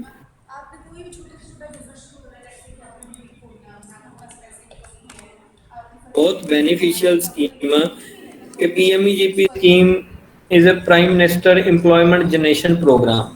ਇਹ ਸਰ ਨੇ ਦੱਸਿਆ ਹੀ ਸੀ ਕਿ ਇਹ ਸੈਂਟਰ ਸੈਕਟਰ ਸਕੀਮ ਆ, 100% ਇਹਨੂੰ ਸਪਾਂਸਰ ਜਿਹੜਾ ਸੈਂਟਰ ਗਵਰਨਮੈਂਟ ਕਰਦੀ ਆ। ਐਂਡ ਇਹਦੀ ਇੰਪਲੀਮੈਂਟਿੰਗ ਏਜੰਸੀਜ਼ ਸਾਡੇ ਕੋਲ ਜਿਹੜੀਆਂ ਹੈਗੀਆਂ 3 ਇੰਪਲੀਮੈਂਟਿੰਗ ਏਜੰਸੀਜ਼ ਹੈਗੀਆਂ ਡਿਸਟ੍ਰਿਕਟ ਲੈਵਲ ਤੇ, DIC district industry centre, KBIB Punjab khadi board and KVIC khadi commission India. ਇਹ ਤਿੰਨੋਂ ਏਜੰਸੀਜ਼ ਜਿਹੜੀਆਂ ਨੇ ਇਹ ਇੰਪਲੀਮੈਂਟਿੰਗ ਏਜੰਸੀਜ਼ ਨੇ। ਐਂਡ ਇਹਨਾਂ ਨੂੰ ਜਿਹੜੀ ਮਿਨਿਸਟਰੀ ਜਿਹੜੀ ਆ ਸਰ ਨੇ ਦੱਸਿਆ ਹੈ ਕਿ MSME ਸੈਂਟਰ ਗਵਰਨਮੈਂਟ ਤੇ ਜਿਹੜੀ ਆ ਹੈਡ ਕਰਦੀ ਆ। PMEGP ਸਕੀਮ ਦੇ ਵਿੱਚ ਸਾਡੇ ਕੋਲ 2 ਤਰ੍ਹਾਂ ਦੇ ਅਸੀਂ ਸੈਕਟਰਸ ਨੂੰ ਕਵਰ ਕਰ ਸਕਦੇ ਹਾਂ। ਕਿਸੇ ਵੀ ਦੇ ਮਨ ਦੇ ਵਿੱਚ ਵੀ ਹੋਵੇ ਕਿ ਮੈਂ ਕੋਈ ਨਵਾਂ ਯੂਨਿਟ ਲਾਉਣਾ, ਚਾਹੇ ਉਹ ਸਰਵਿਸ ਯੂਨਿਟ ਹੋਵੇ, ਸਰਵਿਸ ਯੂਨਿਟ ਦੇ ਵਿੱਚ ਬੁਟੀਕ ਆ ਜਾਂਦਾ, ਤੁਸੀਂ ਕੋਈ ਫਿਟਨੈਸ ਕਲੱਬ ਸ਼ੁਰੂ ਕਰਨਾ ਜਾਂ ਰੈਸਟੋਰੈਂਟ ਟਾਈਪ ਕੰਮ ਸ਼ੁਰੂ ਕਰਨਾ, ਉਹ ਸਾਰੇ ਸਰਵਿਸ ਯੂਨਿਟ ਦੇ ਵਿੱਚ ਆ ਜਾਂਦੇ ਆ। ਸਰਵਿਸ ਯੂਨਿਟ ਹੋਵੇ ਜਾਂ ਮੈਨੂਫੈਕਚਰਿੰਗ ਦੇ ਵਿੱਚ ਤੁਸੀਂ ਹੌਜ਼ਰੀ ਦਾ ਕੰਮ ਕਰ ਸਕਦੇ ਹੋ। ਤੁਹਾਨੂੰ ਪਤਾ ਹੀ ਲੁਧਿਆਣੇ ਦੇ ਵਿੱਚ ਹੌਜ਼ਰੀ ਦੀ ਹੱਬ ਆ। Hosiery, auto part, tractor part, ਜੋ ਵੀ ਤੁਸੀਂ ਕੰਮ ਕਰਨਾ ਸਟਾਰਟ ਕਰਨਾ ਚਾਹੁੰਦੇ ਹੋ, ਇਹਦੇ ਵਿੱਚ ਫੂਡ ਪ੍ਰੋਸੈਸਿੰਗ ਦੇ ਵਿੱਚ ਵੀ ਆ ਜਾਂਦੀ ਆ। ਤੁਸੀਂ ਬੇਕਰੀ ਲਾ ਸਕਦੇ ਹੋ ਆਪਣੀ, ਲੁਧਿਆਣਾ ਦੇ ਵਿੱਚ ਬੇਕਰੀ ਵੀ ਬਹੁਤ ਲੱਗ ਰਹੀ ਆ। ਤੇ ਇਹਦੇ ਵਿੱਚ 2 ਸੈਕਟਰ ਨੂੰ ਅਸੀਂ ਕਵਰ ਕਰੀਦਾ, service sector and manufacturing sector. ਹੁਣ ਸਰਵਿਸ ਸੈਕਟਰ ਦੇ ਵਿੱਚ ਤੁਸੀਂ ਮੈਕਸਿਮਮ 10 ਲੱਖ ਤੱਕ ਦੀ ਪ੍ਰਪੋਜ਼ਲ ਜਿਹੜੀ ਆ ਆਪਣੀ ਪ੍ਰੋਜੈਕਟ ਰਿਪੋਰਟ ਜਿਹੜੀ ਆ ਉਹ ਬਣਾ ਸਕਦੇ ਆ, ਕਿ 10 ਲੱਖ ਲਿਮਿਟ ਲੱਗੀ ਹੋਈ ਆ ਸਰਵਿਸ ਸੈਕਟਰ ਦੇ ਵਿੱਚ ਕਿ ਤੁਸੀਂ 10 ਲੱਖ ਦੀ ਆਪਣਾ ਪ੍ਰੋਜੈਕਟ ਜਿਹੜਾ ਸਟਾਰਟ ਕਰਨਾ। ਸਰਵਿਸ ਦੇ ਵਿੱਚ ਮੈਂ ਪਹਿਲਾਂ ਹੀ ਦੱਸਿਆ ਕਿ ਬੁਟੀਕ ਤੁਸੀਂ ਸਟਾਰਟ ਕਰ ਸਕਦੇ ਹੋ, ਹੋਰ ਤੁਸੀਂ ਰੈਸਟੋਰੈਂਟ ਟਾਈਪ ਸਟਾਰਟ ਕਰ ਸਕਦੇ ਹੋ, ਕੋਈ ਫਿਟਨੈਸ ਦਾ ਕੰਮ ਕਰਨਾ ਜਾਂ ਕਲੱਬ ਸਟਾਰਟ ਕਰਨਾ, ਅੱਜ ਕੱਲ ਉਹ ਵੀ ਬਹੁਤ ਚੱਲ ਰਿਹਾ, ਤੇ ਉਹ ਸਟਾਰਟ ਕਰ ਸਕਦੇ ਹੋ। ਇਹਦੇ ਵਿੱਚ ਤੁਹਾਨੂੰ ਜੇ ਤੇ ਤੁਸੀਂ ਸਰਵਿਸ ਸੈਕਟਰ ਦਾ 10 ਲੱਖ ਤੱਕ ਦਾ ਕੰਮ ਜਿਹੜਾ ਆ ਇਹ ਤੁਸੀਂ ਰੂਰਲ ਏਰੀਆ ਦੇ ਵਿੱਚ ਕਰੋਗੇ ਤੇ ਵੂਮੈਨ ਨੂੰ 35% ਸਬਸਿਡੀ ਆ, ਤੇ ਜੇ ਤੁਸੀਂ ਇਹ ਅਰਬਨ ਏਰੀਆ ਦੇ ਵਿੱਚ ਸ਼ਹਿਰ ਦੇ ਵਿੱਚ ਕਰੋਗੇ ਜਿਹੜਾ ਕਿ ਮਿਊਨਿਸਪਲ ਕਾਰਪੋਰੇਸ਼ਨ ਦੇ ਅੰਦਰ ਆਉਂਦਾ, ਤੇ ਫਿਰ ਤੁਹਾਨੂੰ 25% ਸਬਸਿਡੀ ਜਿਹੜੀ ਆ ਉਹ ਗਵਰਨਮੈਂਟ ਆਫ ਇੰਡੀਆ ਵੱਲੋਂ ਦਿੱਤੀ ਜਾਊਗੀ। ਤੇ ਇਹੀ ਜੇ ਤੁਸੀਂ ਕੰਮ ਮੈਨੂਫੈਕਚਰਿੰਗ ਦੇ ਵਿੱਚ ਕਰਨਾ, ਤੁਸੀਂ ਕੋਈ ਵੀ ਚੀਜ਼ ਮੈਨੂਫੈਕਚਰ ਕਰਨੀ, ਚਾਹੇ ਕੱਪੜਾ ਮੈਨੂਫੈਕਚਰ ਕਰਨਾ ਜਾਂ ਹੌਜ਼ਰੀ ਦਾ ਕੰਮ ਆ ਜਾਂ ਕੋਈ ਹੋਰ ਕੋਈ ਐਨੀ ਆਈਟਮ ਫੂਡ ਪ੍ਰੋਸੈਸਿੰਗ ਦਾ ਕੰਮ ਆ, ਤੇ ਉਹਦੇ ਵਿੱਚ ਤੁਹਾਨੂੰ ਇਹ ਜਿਹੜੀ ਮੈਕਸਿਮਮ ਪ੍ਰੋਜੈਕਟ ਕਾਸਟ ਆ ਉਹ 25 ਲੱਖ ਤੱਕ ਦੀ ਜਿਹੜੀ ਆ ਸੈਂਕਸ਼ਨ ਹੋ ਜਾਂਦੀ ਆ, ਤੇ ਸਬਸਿਡੀ ਜਿਹੜੀ ਆ ਉਹ ਸੇਮ ਆ। ਰੂਰਲ ਏਰੀਆ ਦੇ ਵਿੱਚ ਤੁਹਾਨੂੰ 35% ਸਬਸਿਡੀ ਮਿਲੂਗੀ ਐਂਡ ਅਰਬਨ ਏਰੀਆ ਦੇ ਵਿੱਚ ਇਹ 25% ਸਬਸਿਡੀ ਜਿਹੜੀ ਆ ਇਹ ਗਵਰਨਮੈਂਟ ਆਫ ਇੰਡੀਆ ਵੱਲੋਂ ਤੁਹਾਨੂੰ ਪ੍ਰੋਵਾਈਡ ਕਰਵਾਈ ਜਾਊਗੀ। ਇਹਦੇ ਵਿੱਚ ਸਾਡੇ ਕੋਲ ਕੈਂਡੀਡੇਟਸ ਨੇ ਪਹਿਲਾਂ ਤੇ ਤੁਸੀਂ ਆਪਣਾ ਮਾਈਂਡ ਬਣਾਉਣਾ ਕਿ ਤੁਸੀਂ ਕਰਨਾ ਕੀ ਆ, ਸਰਵਿਸ ਦੇ ਵਿੱਚ ਜਾਣਾ ਜਾਂ ਮੈਨੂਫੈਕਚਰਿੰਗ ਦੇ ਵਿੱਚ ਜਾਣਾ। ਸੈਕੰਡ ਆ ਜਾਂਦਾ ਮਾਈਂਡ ਬਣਾਉਣ ਤੋਂ ਬਾਅਦ ਕਿ ਤੁਸੀਂ ਮਸ਼ੀਨਰੀ ਕਿਹੜੀ ਬਾਏ ਕਰਨੀ ਆ। ਮਸ਼ੀਨਰੀ ਸਰਵਿਸ ਦੀ ਅਲੱਗ ਹੋਊਗੀ, ਤੁਹਾਡੀ ਮੈਨੂਫੈਕਚਰਿੰਗ ਦੀ ਅਲੱਗ ਹੋਊਗੀ, ਤੇ and what is the caste of that machinery. ਉਹਦੇ ਬੇਸ ਤੇ ਤੁਹਾਡੀ ਇੱਕ ਪ੍ਰੋਜੈਕਟ ਰਿਪੋਰਟ ਬਣੂਗੀ। ਪ੍ਰੋਜੈਕਟ ਰਿਪੋਰਟ ਜਿਹੜੀ ਆ ਇਹ PMEGP ਪੋਰਟਲ ਜਿਹੜਾ ਮੈਂ ਲਾਸਟ ਦੇ ਵਿੱਚ ਦੱਸਾਂਗਾ ਉਹਦਾ ਲਿੰਕ, ਉਹਦੇ ਵਿੱਚ ਸੈਂਪਲ ਪ੍ਰੋਜੈਕਟ ਰਿਪੋਰਟਸ ਪਈਆਂ ਹੋਈਆਂ ਨੇ। ਉਹਦੇ ਵਿੱਚ ਜਦੋਂ ਤੁਸੀਂ ਫਿਲ ਕਰੋਗੇ ਆਪਣਾ ਡਾਟਾ ਐਡਿਟ ਕਰਕੇ ਆਪ ਖੁਦ ਬਣਾ ਸਕਦੇ ਹੋ। ਐਂਡ ਇਹਦਾ ਜਿਹੜਾ PMEGP ਦਾ ਫਾਰਮ ਆ ਇਹ ਵੈਰੀ ਸਿੰਪਲ ਫਾਰਮ ਆ, ਇਹਨੂੰ ਤੁਸੀਂ ਹਾਰਡਲੀ 5 ਮਿੰਟਸ ਦੇ ਵਿੱਚ ਫਿਲ ਕਰੋਗੇ, ਤੇ ਜਦੋਂ ਆਨਲਾਈਨ ਹੀ ਇਹ ਫਿਲ ਕਰਕੇ ਤੁਸੀਂ ਆਪਣੀ project report and Aadhaar card, PAN card and ਆਪਣਾ ਹਾਇਰ ਐਜੂਕੇਸ਼ਨ ਦਾ ਸਰਟੀਫਿਕੇਟ ਇਹਨੂੰ ਅਪਲੋਡ ਕਰ ਦੇਣਾ PMEGP ਪੋਰਟਲ ਤੇ। ਇਹਦਾ ਲਿੰਕ ਹੈ, ਵੈਬਸਾਈਟ ਹੈਗੀ ਆ, ਸਾਰੇ ਨੋਟ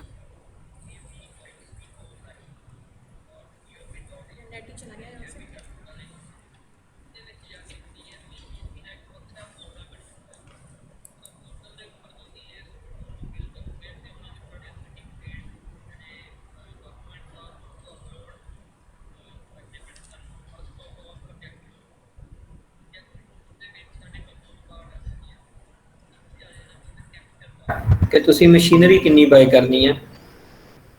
ਮਸ਼ੀਨਰੀ ਦੇ ਵਿੱਚ ਤੁਸੀਂ ਮੈਨੂਫੈਕਚਰਿੰਗ ਆ ਜਾਂ ਸਰਵਿਸ ਆ, ਜੋ ਵੀ ਮਸ਼ੀਨਰੀ ਜਿਹੜਾ ਕੈਪੀਟਲ ਪਾਰਟ ਆ ਉਹਦੇ ਵਿੱਚ ਮਸ਼ੀਨਰੀ ਦਾ ਪਾਰਟ ਆ ਜਾਣਾ। ਸੈਕੰਡ ਤੁਸੀਂ ਬਿਲਡਿੰਗ ਦਾ ਖਰਚਾ ਇਹਦੇ ਵਿੱਚ ਇਨਕਲੂਡ ਕਰ ਸਕਦੇ ਹੋ, but that is not more than the 10% of total project caste.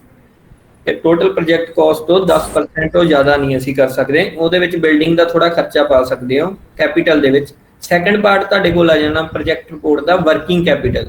Working capital ਦੇ ਵਿੱਚ ਤੁਸੀਂ ਆਪਣੀ ਜਿੰਨੀ ਲੇਬਰ ਰੱਖਣੀ ਆ ਉਹਦੇ ਵੇਜਸ ਪਾ ਸਕਦੇ ਹੋ, ਆਪਣਾ ਰॉ ਮਟੀਰੀਅਲ ਪਰਚੇਜ਼ ਕਰਨਾ ਉਹਦਾ ਖਰਚਾ ਪਾ ਸਕਦੇ ਹੋ, ਇਲੈਕਟ੍ਰਿਸਿਟੀ ਬਿੱਲ ਪਾ ਸਕਦੇ ਹੋ, ਜੇ ਤੁਸੀਂ ਜਗ੍ਹਾ ਰੈਂਟ ਤੇ ਲਈ ਆ ਤੇ ਰੈਂਟ ਦਾ ਖਰਚਾ ਜਿਹੜਾ ਉਹ ਤੁਸੀਂ ਇਨਕਲੂਡ ਕਰ ਸਕਦੇ ਹੋ।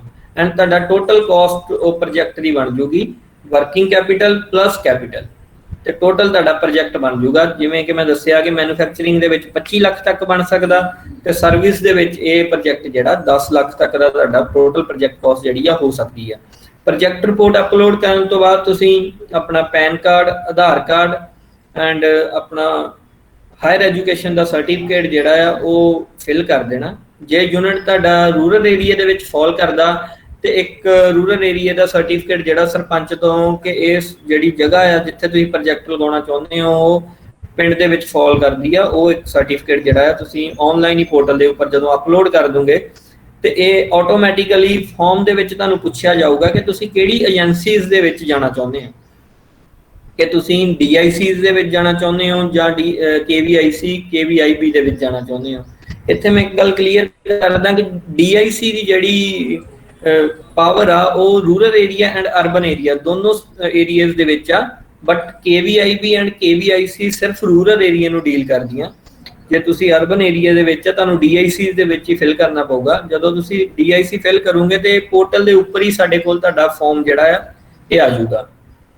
ਪੋਰਟਲ ਦੇ ਉੱਪਰ ਹੀ ਜਿਵੇਂ ਇੱਕ ਕੁਐਰੀ ਸੀਗੀ ਕਿ ਕਿੰਨੇ ਦਿਨਾਂ ਦੇ ਵਿੱਚ ਇਹ ਹੋ ਜਾਂਦਾ, ਪੋਰਟਲ ਦੇ ਉੱਪਰ ਹੀ ਐਪਲੀਕੇਸ਼ਨ ਰਿਸੀਵ ਹੋਣ ਤੋਂ ਬਾਅਦ ਵਿਦਿਨ 3 or 4 ਡੇਜ਼ ਅਸੀਂ ਟੈਲੀਫੋਨਿਕਲੀ ਕਾਲ ਕਰੀਦੀ ਆ ਕੈਂਡੀਡੇਟਸ ਨੂੰ, ਕਿ ਕੋਵਿਡ ਕਰਕੇ ਇੰਟਰਵਿਊਜ਼ ਜਿਹੜੀਆਂ ਆ ਉਹ ਅਸੀਂ ਥੋੜ੍ਹੀਆਂ ਫਿਜ਼ੀਕਲੀ ਬੰਦ ਕੀਤੀਆਂ ਹੋਈਆਂ, ਫੋਨ ਦੇ ਉੱਪਰ ਹੀ ਇੰਟਰਵਿਊਜ਼ ਕਰਕੇ ਜੇ ਸਾਨੂੰ ਲੱਗਦਾ ਹੈ ਕਿ ਕੈਂਡੀਡੇਟ ਵਧੀਆ ਆ, ਇਹਨੂੰ ਨੌਲੇਜ ਆ ਜਾਂ ਕੰਮ ਬਾਰੇ ਜਾਣਦਾ ਜਾਂ ਅਗਲਾ ਵਿਲਿੰਗ ਆ ਕੰਮ ਕਰਨ ਦਾ, ਤੇ ਅਸੀਂ ਉਹਨੂੰ ਫਾਰਵਰਡ ਕਰ ਦਈਦਾ ਸੰਬੰਧਿਤ ਬੈਂਕ ਨੂੰ, ਜਿਹੜੀ ਬੈਂਕ ਤੁਸੀਂ ਫਾਰਮ ਦੇ ਵਿੱਚ ਫਿਲ ਕੀਤੀ ਆ। ਇੱਥੇ ਇਹ ਵੀ ਬਹੁਤ ਇੰਪੋਰਟੈਂਟ ਕੁਐਸਚਨ ਹੈਗਾ ਕਿ ਬੈਂਕ ਕਿਹੜੀ ਤੁਸੀਂ ਫਿਲ ਕਰਨੀ ਆ। ਬੈਂਕ ਬਾਰੇ ਕੈਂਡੀਡੇਟ ਆਪ ਡਿਸਾਈਡ ਕਰੂਗਾ ਫਾਰਮ ਦੇ ਵਿੱਚ ਕਿ ਉਹਨੇ ਕਿਹੜੀ ਬੈਂਕ ਤੋਂ ਲੋਨ ਲੈਣਾ, ਤੇ ਜਿਹੜੀ ਵੀ ਬੈਂਕ ਤੁਸੀਂ ਫਿਲ ਕੀਤੀ ਹੋਊਗੀ ਜਿੱਥੇ ਤੁਹਾਡਾ ਰਿਲੇਸ਼ਨ ਚੰਗਾ ਆ ਜਾਂ ਤੁਹਾਡਾ ਅਕਾਊਂਟ ਤੁਹਾਡੇ ਪੇਰੈਂਟਸ ਦਾ ਅਕਾਊਂਟ ਹੈ, ਤੁਸੀਂ ਉਹ ਬੈਂਕ ਦਾ IFSC ਕੋਡ ਫਿਲ ਕਰੋਗੇ ਤੇ ਆਟੋਮੈਟਿਕਲੀ ਜਿਹੜੀ ਤੁਹਾਡੀ ਐਪਲੀਕੇਸ਼ਨ ਆ ਉਸ ਬੈਂਕ ਦੇ ਵਿੱਚ ਚਲੀ ਜਾਊਗੀ ਸਾਡੇ ਵੱਲੋਂ ਅਪਰੂਵ ਹੋਣ ਤੋਂ ਬਾਅਦ। ਤੇ ਜਦੋਂ ਬੈਂਕ ਤੁਹਾਨੂੰ ਫਾਈਨਾਂਸ ਕਰ ਦੂਗਾ ਵਿਦਿਨ 1 ਮੰਥ, ਬੈਂਕ ਦੀ ਜਿਹੜੀ ਆ ਟਾਈਮ ਲਿਮਿਟ ਆ 1 ਮੰਥ, ਬੈਂਕ ਨੇ ਤੁਹਾਡੀ ਜਿਹੜੀ ਐਪਲੀਕੇਸ਼ਨ ਆ ਪ੍ਰੋਸੈਸ ਕਰਨੀ ਆ। ਤੁਹਾਡਾ ਉਹਨਾਂ ਨੇ ਸਾਰੇ ਡਾਕੂਮੈਂਟੇਸ਼ਨ ਚੈੱਕ ਕਰਕੇ, ਸਿਬਲ ਸਕੋਰ ਚੈੱਕ ਕਰਕੇ ਅਗਰ ਬੈਂਕ ਇਹਨੂੰ ਅਪਰੂਵ ਕਰਦਾ ਤੁਹਾਨੂੰ ਲੋਨ ਦੇ ਦਿੰਦਾ, ਤੇ ਤੁਹਾਡੀ ਜਿਹੜੀ ਸਬਸਿਡੀ ਆ ਚਾਹੇ ਤਾਂ ਉਹ 25% ਆ ਅਗਰ ਤੁਸੀਂ ਅਰਬਨ ਏਰੀਆ ਦੇ ਵਿੱਚ ਕੰਮ ਕਰਨਾ, ਜੇ 35% ਆ ਰੂਰਲ ਏਰੀਆ ਦੇ ਵਿੱਚ ਆ, ਤੇ ਉਹ ਤੁਹਾਡੀ ਜਿਹੜੀ ਆ ਬੈਂਕ ਦੇ ਵਿੱਚ ਹੀ ਗਵਰਨਮੈਂਟ ਆਫ ਇੰਡੀਆ ਵੱਲੋਂ ਭੇਜ ਦਿੱਤੀ ਜਾਊਗੀ। बड़ी जल्दी चला जाता है, फिर रुक गया।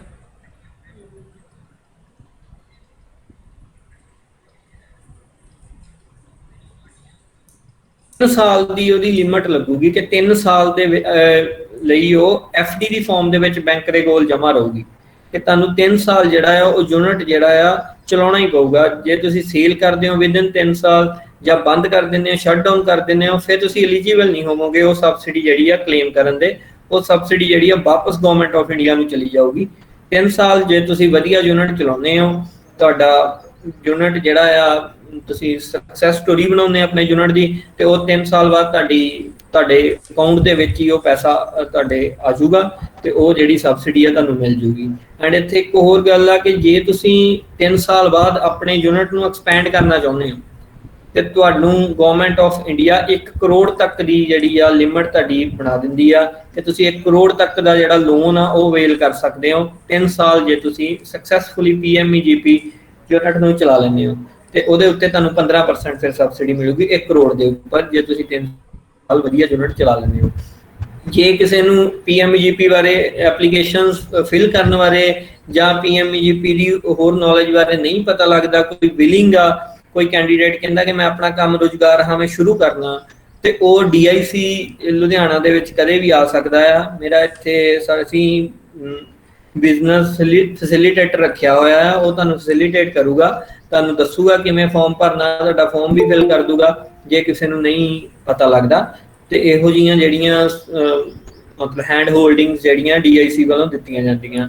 ਹੋਰ ਵੀ ਬਹੁਤ ਸਾਰੀਆਂ MSME ਦੇ ਰਿਲੇਟਡ ਸਕੀਮਸ ਨੇ, ਜਿਵੇਂ ਸਰ ਉਹਨਾਂ ਨੇ ਪਹਿਲਾਂ ਹੀ ਸੰਜੀਵ ਸਰ ਨੇ ਤੁਹਾਨੂੰ ਦੱਸਿਆ ਥੋਰਲੀ CLSS ਹੈ, ਜਾਂ ਸਾਡੇ ਕੋਲ ਪੰਜਾਬ ਗਵਰਨਮੈਂਟ ਦੀ ਇੰਡਸਟਰੀਅਲ ਪਾਲਿਸੀ 2017 ਦੇ ਰਿਲੇਟਡ ਇਨਸੈਂਟਿਵਸ ਨੇ, ਉਹ ਫਿਰ ਤੁਹਾਨੂੰ ਯੂਨਿਟ ਪ੍ਰੋਡਕਸ਼ਨ ਤੇ ਆਉਣ ਤੋਂ ਬਾਅਦ ਜਿਹੜੀਆਂ ਆ ਉਹ ਅਵੇਲ ਕਰ ਸਕਦੇ ਹੋ ਤੁਸੀਂ।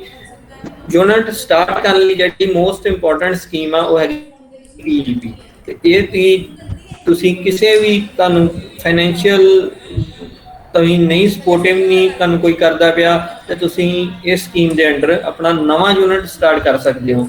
ਇਹ ਇੱਥੇ ਇੱਕ ਗੱਲ ਹੋਰ ਹੈ ਕਿ ਇਹਦੇ ਵਿੱਚ ਐਕਸਪੈਂਸ਼ਨ ਆਫ ਯੂਨਿਟ ਜਿਹੜਾ ਆ ਉਹ ਐਲੀਜੀਬਲ ਨਹੀਂ ਹੈਗਾ ਯੂਨਿਟ ਜਿਹੜਾ ਫਾਇਦਾ ਲੈਣ ਲਈ।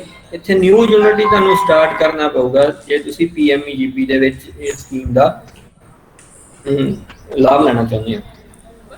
ਤੇ ਸਰ ਉਹਨਾਂ ਨੇ ਬਾਕੀ ਤੁਹਾਨੂੰ ਥੋਰਲੀ ਦੱਸਿਆ ਕਿ MSMEs ਦੀਆਂ ਡੈਫੀਨੇਸ਼ਨ ਐਂਡ ਉਦਯਮ ਰਜਿਸਟ੍ਰੇਸ਼ਨ ਜਦੋਂ ਤੁਸੀਂ ਇਹ ਯੂਨਿਟ ਜਿਹੜਾ ਆ ਆਪਣਾ ਪ੍ਰੋਡਕਸ਼ਨ ਦੇ ਵਿੱਚ ਆ ਗਿਆ ਫਿਰ ਤੁਸੀਂ ਉਦਯਮ ਰਜਿਸਟ੍ਰੇਸ਼ਨ ਤੁਹਾਨੂੰ ਰਿਕੁਆਇਰਡ ਆ। PMEGP ਦੇ ਵਿੱਚ ਜਿਹੜੀ ਉਦਯਮ ਰਜਿਸਟ੍ਰੇਸ਼ਨ ਜਿਹੜੀ ਆ ਉਹ ਰਿਕੁਆਇਰਡ ਨਹੀਂ ਹੈਗੀ।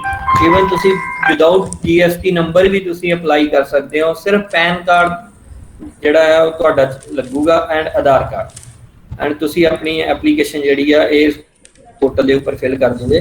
ਮੈਂ ਇੱਕ ਵਾਰੀ ਫਿਰ ਰਿਪੀਟ ਕਰਦਾ ਕਿ kviconline.gov.in kviconline.gov.in ਦੇ ਉੱਪਰ PMEGP ਪੋਰਟਲ ਬਣਿਆ ਹੋਇਆ, ਉਹਦੇ ਵਿੱਚ ਜਾ ਕੇ ਤੁਸੀਂ ਸਾਰੇ ਆਪਣੀ ਐਪਲੀਕੇਸ਼ਨ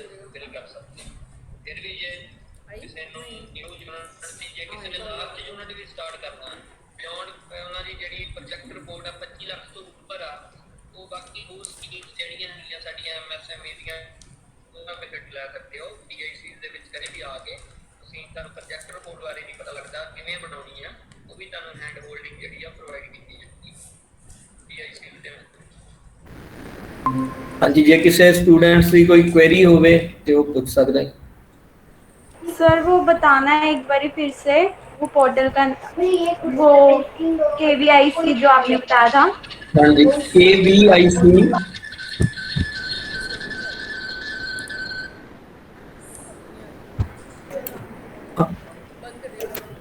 हाँ जी मैं चैट बॉक्स ਦੇ ਵਿੱਚ ਹੀ ਪਾ ਦਿੰਦਾ।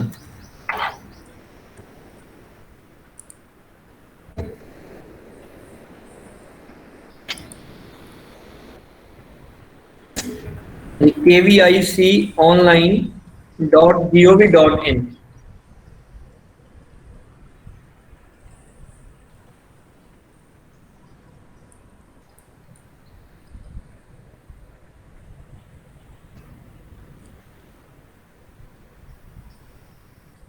और स्टूडेंट किसी ने कुछ क्वेश्चन पूछना है सर से?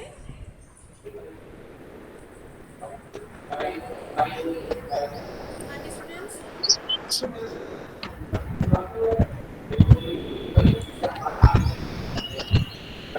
Hello one query Maninder sir ਨੇ ਬੜਾ ਅੱਛਾ ਐਕਸਪਲੇਨ ਕੀਤਾ। ਸਰ ਮੈਂ ਇਹ ਪੁੱਛਣਾ ਚਾਹੁੰਦਾ ਸੀਗਾ ਕਿ ਜਿਸ ਤਰ੍ਹਾਂ ਤੁਸੀਂ DIC ਲੁਧਿਆਣੇ ਨੂੰ ਡੀਲ ਕਰ ਰਹੇ ਹੋ, ਇਹ ਬਾਕੀ ਡਿਸਟ੍ਰਿਕਟ 'ਚ ਵੀ ਇਹ ਸੇਮ ਹੀ ਇਸ ਤਰ੍ਹਾਂ ਸਕੀਮ ਨੇ DIC ਦੀਆਂ? ਹਾਂਜੀ ਸਰ ਇਹ ਥਰੂ ਆਊਟ ਇੰਡੀਆ ਸਕੀਮ ਚੱਲਦੀ ਆ। ਇਹ ਪੰਜਾਬ ਦੇ ਹਰ ਡਿਸਟ੍ਰਿਕਟ ਦੇ ਵਿੱਚ DIC ਬਣੀ ਹੋਈ ਆ, ਡਿਸਟ੍ਰਿਕਟ ਇੰਡਸਟਰੀ ਸੈਂਟਰ ਅਵੇਲੇਬਲ ਆ ਹਰ ਡਿਸਟ੍ਰਿਕਟ ਦੇ ਵਿੱਚ। ਜਦੋਂ ਤੁਸੀਂ ਆਪਣਾ ਯੂਨਿਟ ਦਾ ਐਡਰੈਸ ਫਿਲ ਕਰੋਗੇ ਤੇ ਆਟੋਮੈਟਿਕਲੀ ਉਹ ਉਸ DIC ਦੇ ਵਿੱਚ ਚਲੇ ਜਾਊਗੀ, ਸੰਬੰਧਿਤ ਡਿਸਟ੍ਰਿਕਟ ਦੇ ਵਿੱਚ ਚਲੀ ਜਾਊਗੀ। ਇੱਕ ਸੈਕਿੰਡ ਨਹੀਂ ਸਰ, ਜੇ ਮੰਨ ਲਓ ਕਿਸੇ ਨੇ ਜਿੱਦਾਂ ਨਵਾਂ ਸਾਡੇ ਕਾਲਜ ਦੇ ਸਟੂਡੈਂਟਸ ਬਿਊਟੀ ਪਾਰਲਰ ਦਾ ਕੰਮ ਸ਼ੁਰੂ ਕਰਦੇ ਆ ਉਹਨਾਂ ਡਿਪਲੋਮੇ ਤੋਂ ਬਾਅਦ, ਤੇ ਉਹ ਸਪੋਜ਼ ਅਜੇ ਰਜਿਸਟਰਡ ਨਹੀਂ ਗਏ, ਨਾ ਉਹਨਾਂ ਕੋਲ GST ਆ, ਕੀ ਉਹ ਐਲੀਜੀਬਲ ਨੇ ਇਸ ਲੋਨ ਲਈ ਇਸ ਸਕੀਮ ਦੇ ਅੰਡਰ? ਸਰ ਮੈਂ ਪਹਿਲਾਂ ਹੀ ਦੱਸਿਆ ਕਿ ਇਹ PMEGP ਸਕੀਮ ਜਿਹੜੀ ਹੈ ਇਹ ਨਿਊ ਯੂਨਿਟ ਲਈ ਆ। GST ਨੰਬਰ ਤੇ ਤੁਸੀਂ ਬਾਅਦ ਵਿੱਚ ਲਾਓਗੇ ਜਦੋਂ ਯੂਨਿਟ ਤੁਹਾਡਾ ਤੁਸੀਂ ਮਸ਼ੀਨ ਬਾਏ ਕਰਨੀ ਹੈ ਜਾਂ ਯੂਨਿਟ ਲੱਗ ਗਿਆ। ਉਦਯਮ ਰਜਿਸਟ੍ਰੇਸ਼ਨ ਵੀ ਬਾਅਦ ਵਿੱਚ ਲਾਓਗੇ ਕਿਉਂਕਿ ਉਦਯਮ ਰਜਿਸਟ੍ਰੇਸ਼ਨ ਦੇ ਵਿੱਚ ਇੱਕ ਕਾਲਮ ਹੁੰਦਾ date of production. Date of production ਤੇ ਤੁਸੀਂ ਬਾਅਦ ਵਿੱਚ ਹੀ ਫਿਲ ਕਰੋਗੇ ਜਦੋਂ ਯੂਨਿਟ ਪ੍ਰੋਡਕਸ਼ਨ ਚ ਆ ਜਾਊਗਾ। ਇਸ ਲਈ PMEGP ਸਕੀਮ ਦੇ ਲਈ ਕੋਈ ਵੀ ਡਾਕੂਮੈਂਟ ਇਹੋ ਜਿਹਾ ਸਰ ਲੋੜੀਂਦਾ ਨਹੀਂ ਹੈ। ਕੋਈ ਸਰਟੀਫਿਕੇਟ ਵਗੈਰਾ ਵੀ ਸਰ ਚਾਹੀਦਾ ਇਹਦੇ ਲਈ ਕਿ ਬੱਚੇ ਨੇ ਆਹ ਡਿਪਲੋਮਾ ਕੀਤਾ ਜਾਂ ਕੋਈ ਉਹਦੀ ਕੁਆਲੀਫਿਕੇਸ਼ਨ ਇੰਨੀ ਆ? ਸਰ ਉਹ ਤੁਹਾਡਾ ਸਕੋਰ ਕਾਰਡ ਦੇ ਵਿੱਚ ਬੈਨੀਫਿਟ ਹੋਊਗਾ ਜਦੋਂ ਤੁਸੀਂ ਆਪਣਾ ਡਿਪਲੋਮਾ ਜਾਂ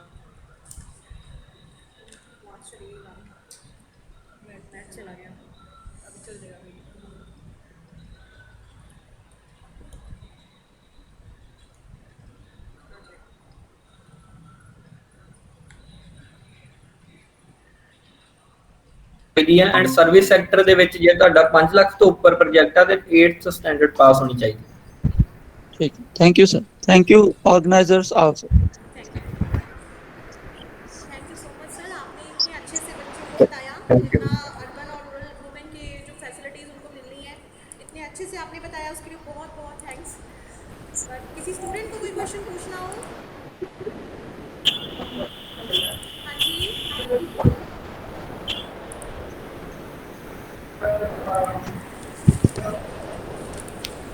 बेटा किसी को भी पूछना है तो आप सबसे पूछ सकते हैं इस टाइम।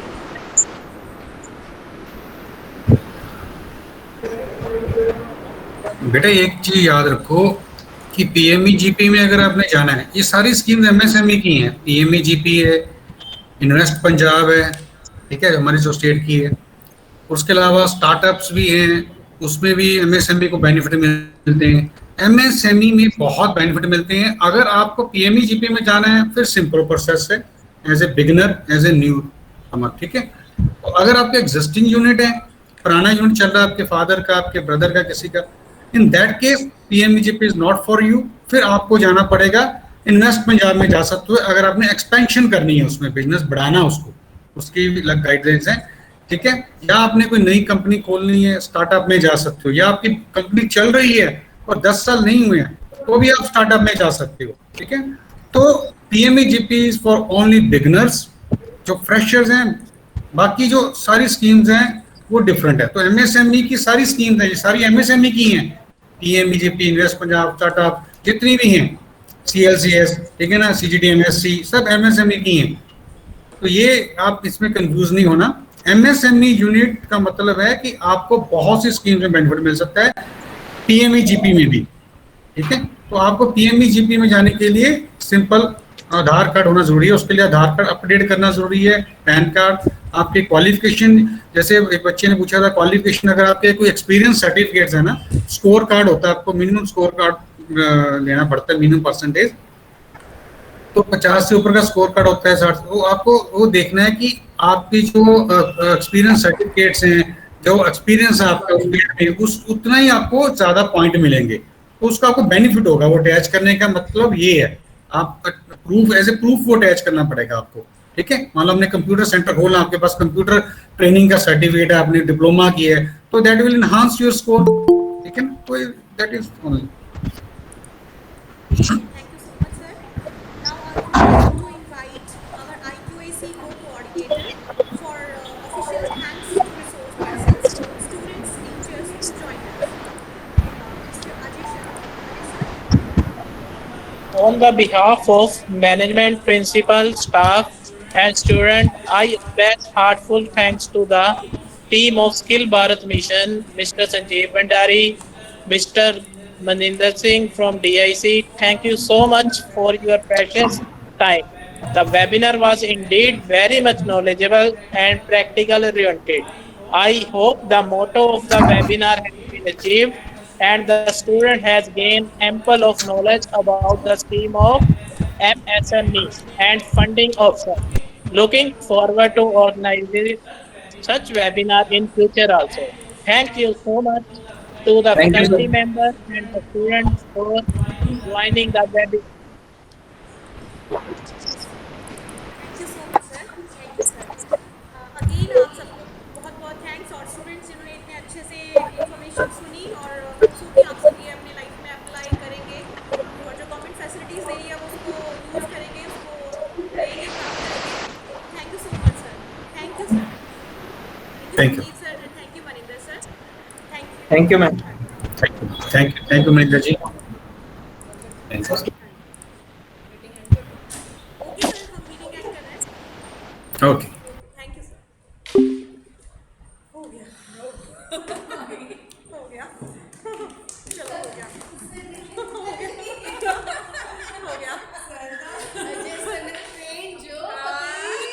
नहीं, अच्छा बोला सर। हाँ, बहुत अच्छा बोला सर की वर्डिंग हाँ। बड़ी अच्छी। इम्प्रेस्ड लग रहे थे कि पर्सनालिटी बड़ी इम्प्रेस, मतलब सर की जोश में थे कि हाँ हुआ, बहुत अच्छा हुआ। Thanks to all the team, ठीक है, जिन्होंने सबने एफर्ट्स किए, सारी टीम को thank you so much. Screenshot भी पार्ट पड़ा है ना प्रेस नोट में, उसके बगैर प्रेस नोट बिल्कुल रेडी है। अब थैंक्स भी मैं प्रिंसिपल सर की तरफ से डाल देती क्योंकि टीचर्स का नाम जाता नहीं है। हाँ, टीचर्स का नाम तो जाता नहीं। इवन प्रिंसिपल का नाम भी नहीं जानता, होते सिर्फ कॉलेज प्राचार्य। नाम पता है, ये रनिका और भेजते थे अपना, दोनों रनिका भेजने, बस पढ़ी है, फोटो मैंने ली हुई है।